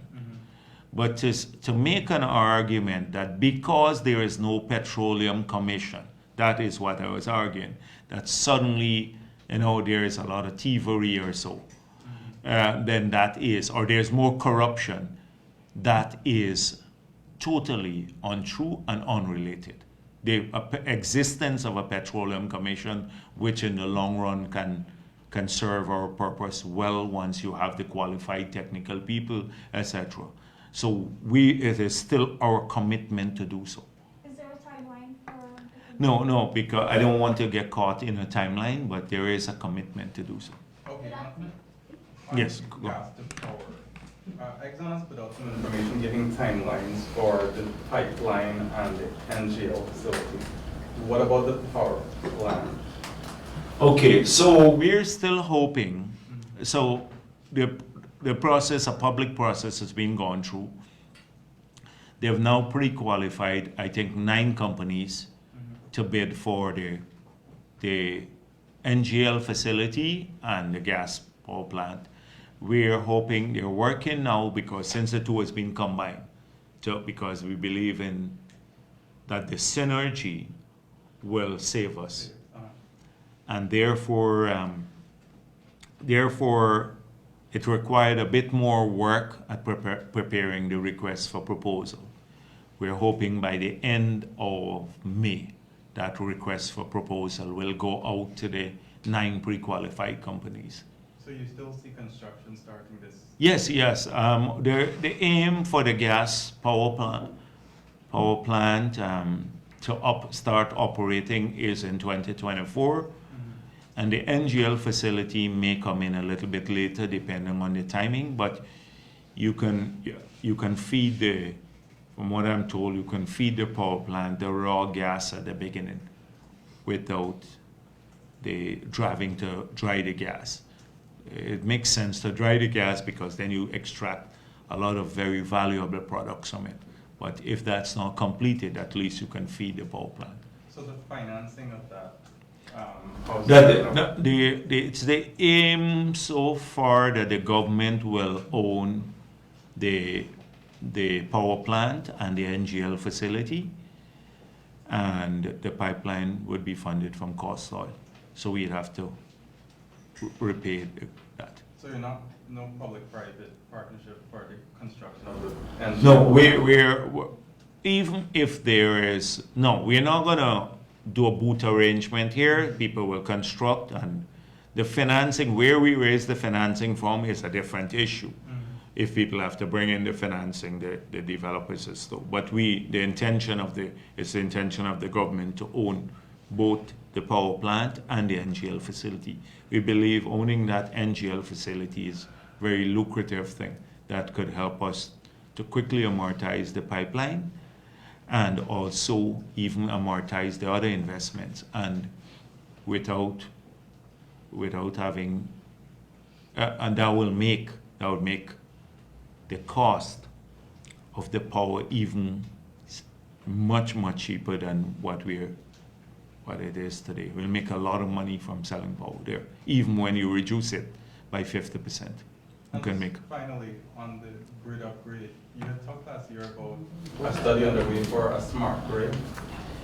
Yes, that is crucial to the smart grid because integrating the power into the grid and upgrading the current grid. So they're now working on a project that would be just, the estimates are about 50 odd million, that would allow us to be able to connect the entire country. And that is monitor it and see when we have outages and stuff. That's in the short term. But a smart grid will take much more investment because the state of the grid is bad. So the study is ongoing. Good afternoon, sir. Lieutenant Henry Kite Jr. Just two quick questions from me. One, can we have an update on Guyana's auditing capabilities as it relates to the oil expenses? Also, can you say these expenses could be made public so that citizens actually understand what they're paying for? And secondly, what is government's position on upgrading auditing capabilities locally, specifically with performance audits? Guyana has more money to spend. We're going to embark on huge projects. As it relates to auditing, how are we going to ensure that we're getting value for money and that when we spend on these projects, they actually give us what we're paying for?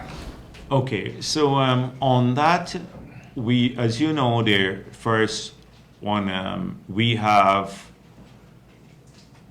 some issue over the audit that was done up to 2017. We have some disagreement over expenditure there. And so I don't want to give the details there as yet, but we have an active process now pursuing those disagreements.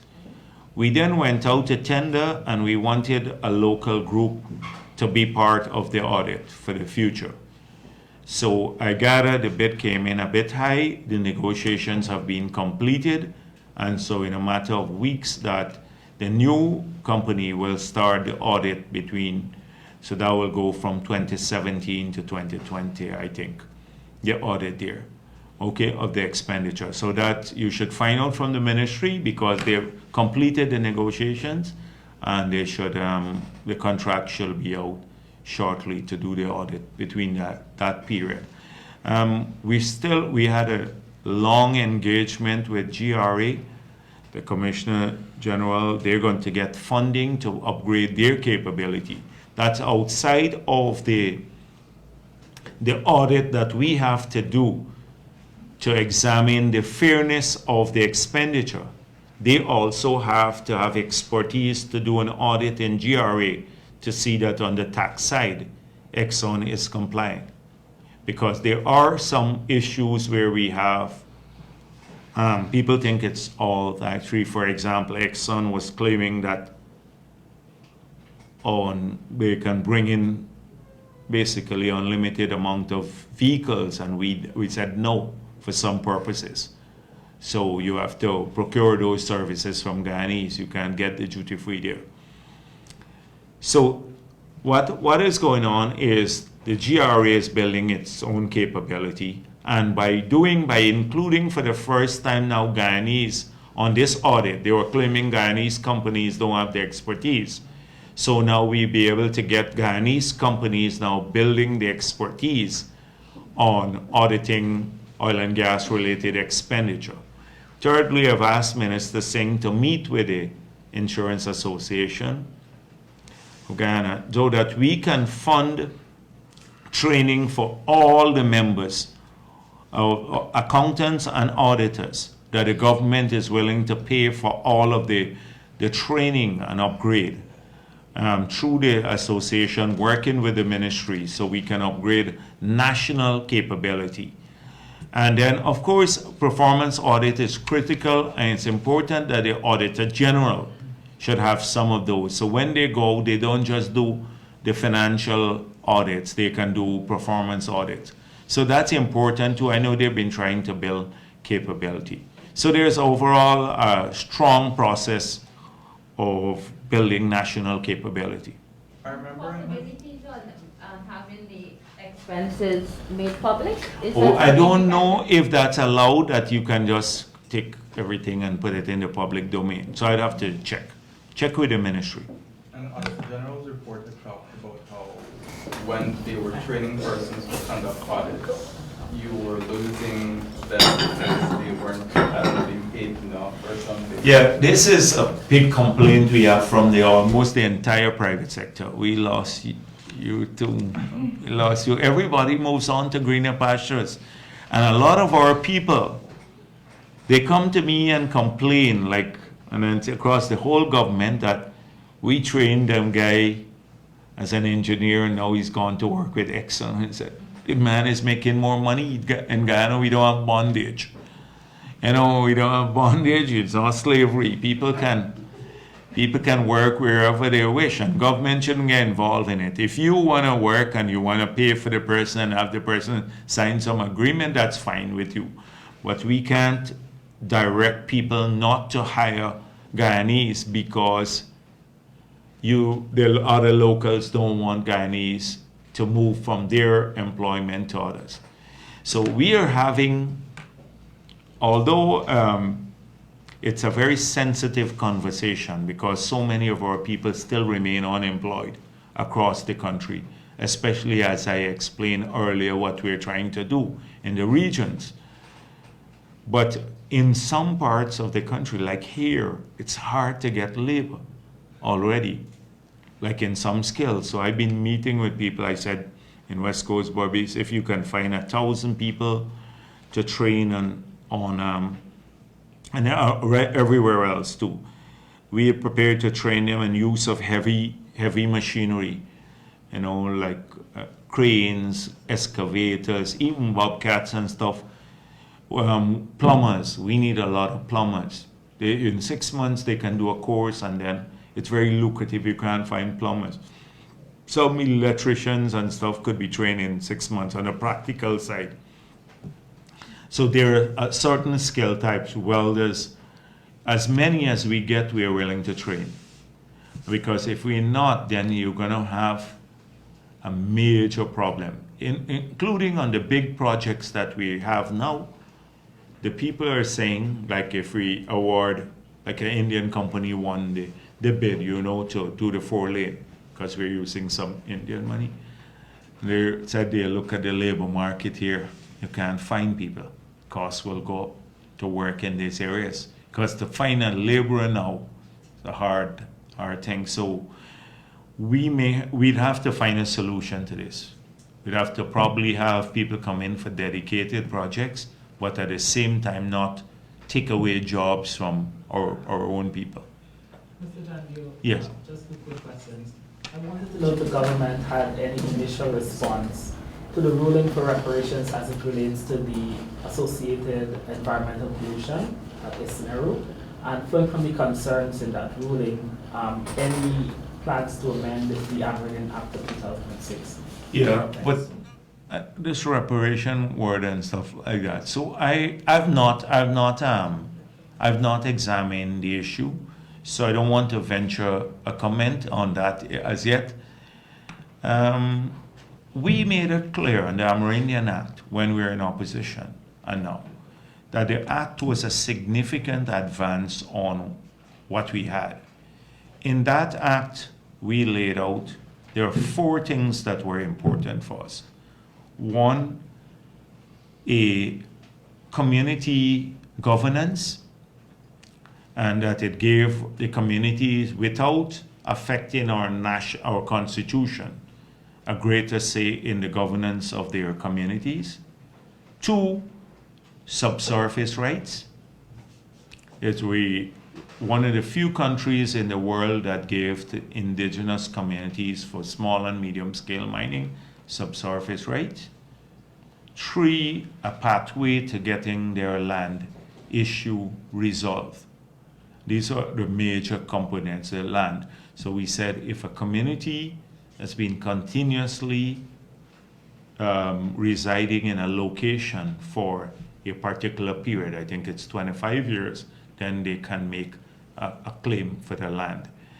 And then a timeline for its intervention, apart from some other things, but these are the 3 components. So, and then on the constitution side, by the appointment of the Indigenous Peoples Commission, or putting in place that commission in Parliament, we said we can look at the rights agenda. Now, APNU, remember, they started a process of amending the Amerindian Act. And when we saw the direction they were going in, we were opposed to it. So we said we will support APNU, and we said this to the communities, that if any of the amendments or proposals would enhance the rights of Amerindian people or bring greater benefits to them. But we're not going to undermine existing benefits. Our position remains the same in a broad sense. Because our indigenous people, we have to leave room for them to grow and have special protections, but at the same time, we live in a unified country. And so whatever we do in one area has repercussions in other areas. So I believe that I've not examined the issue, or it has not been discussed at the level of the government to take a definitive position on that matter. Right. Thank you very much.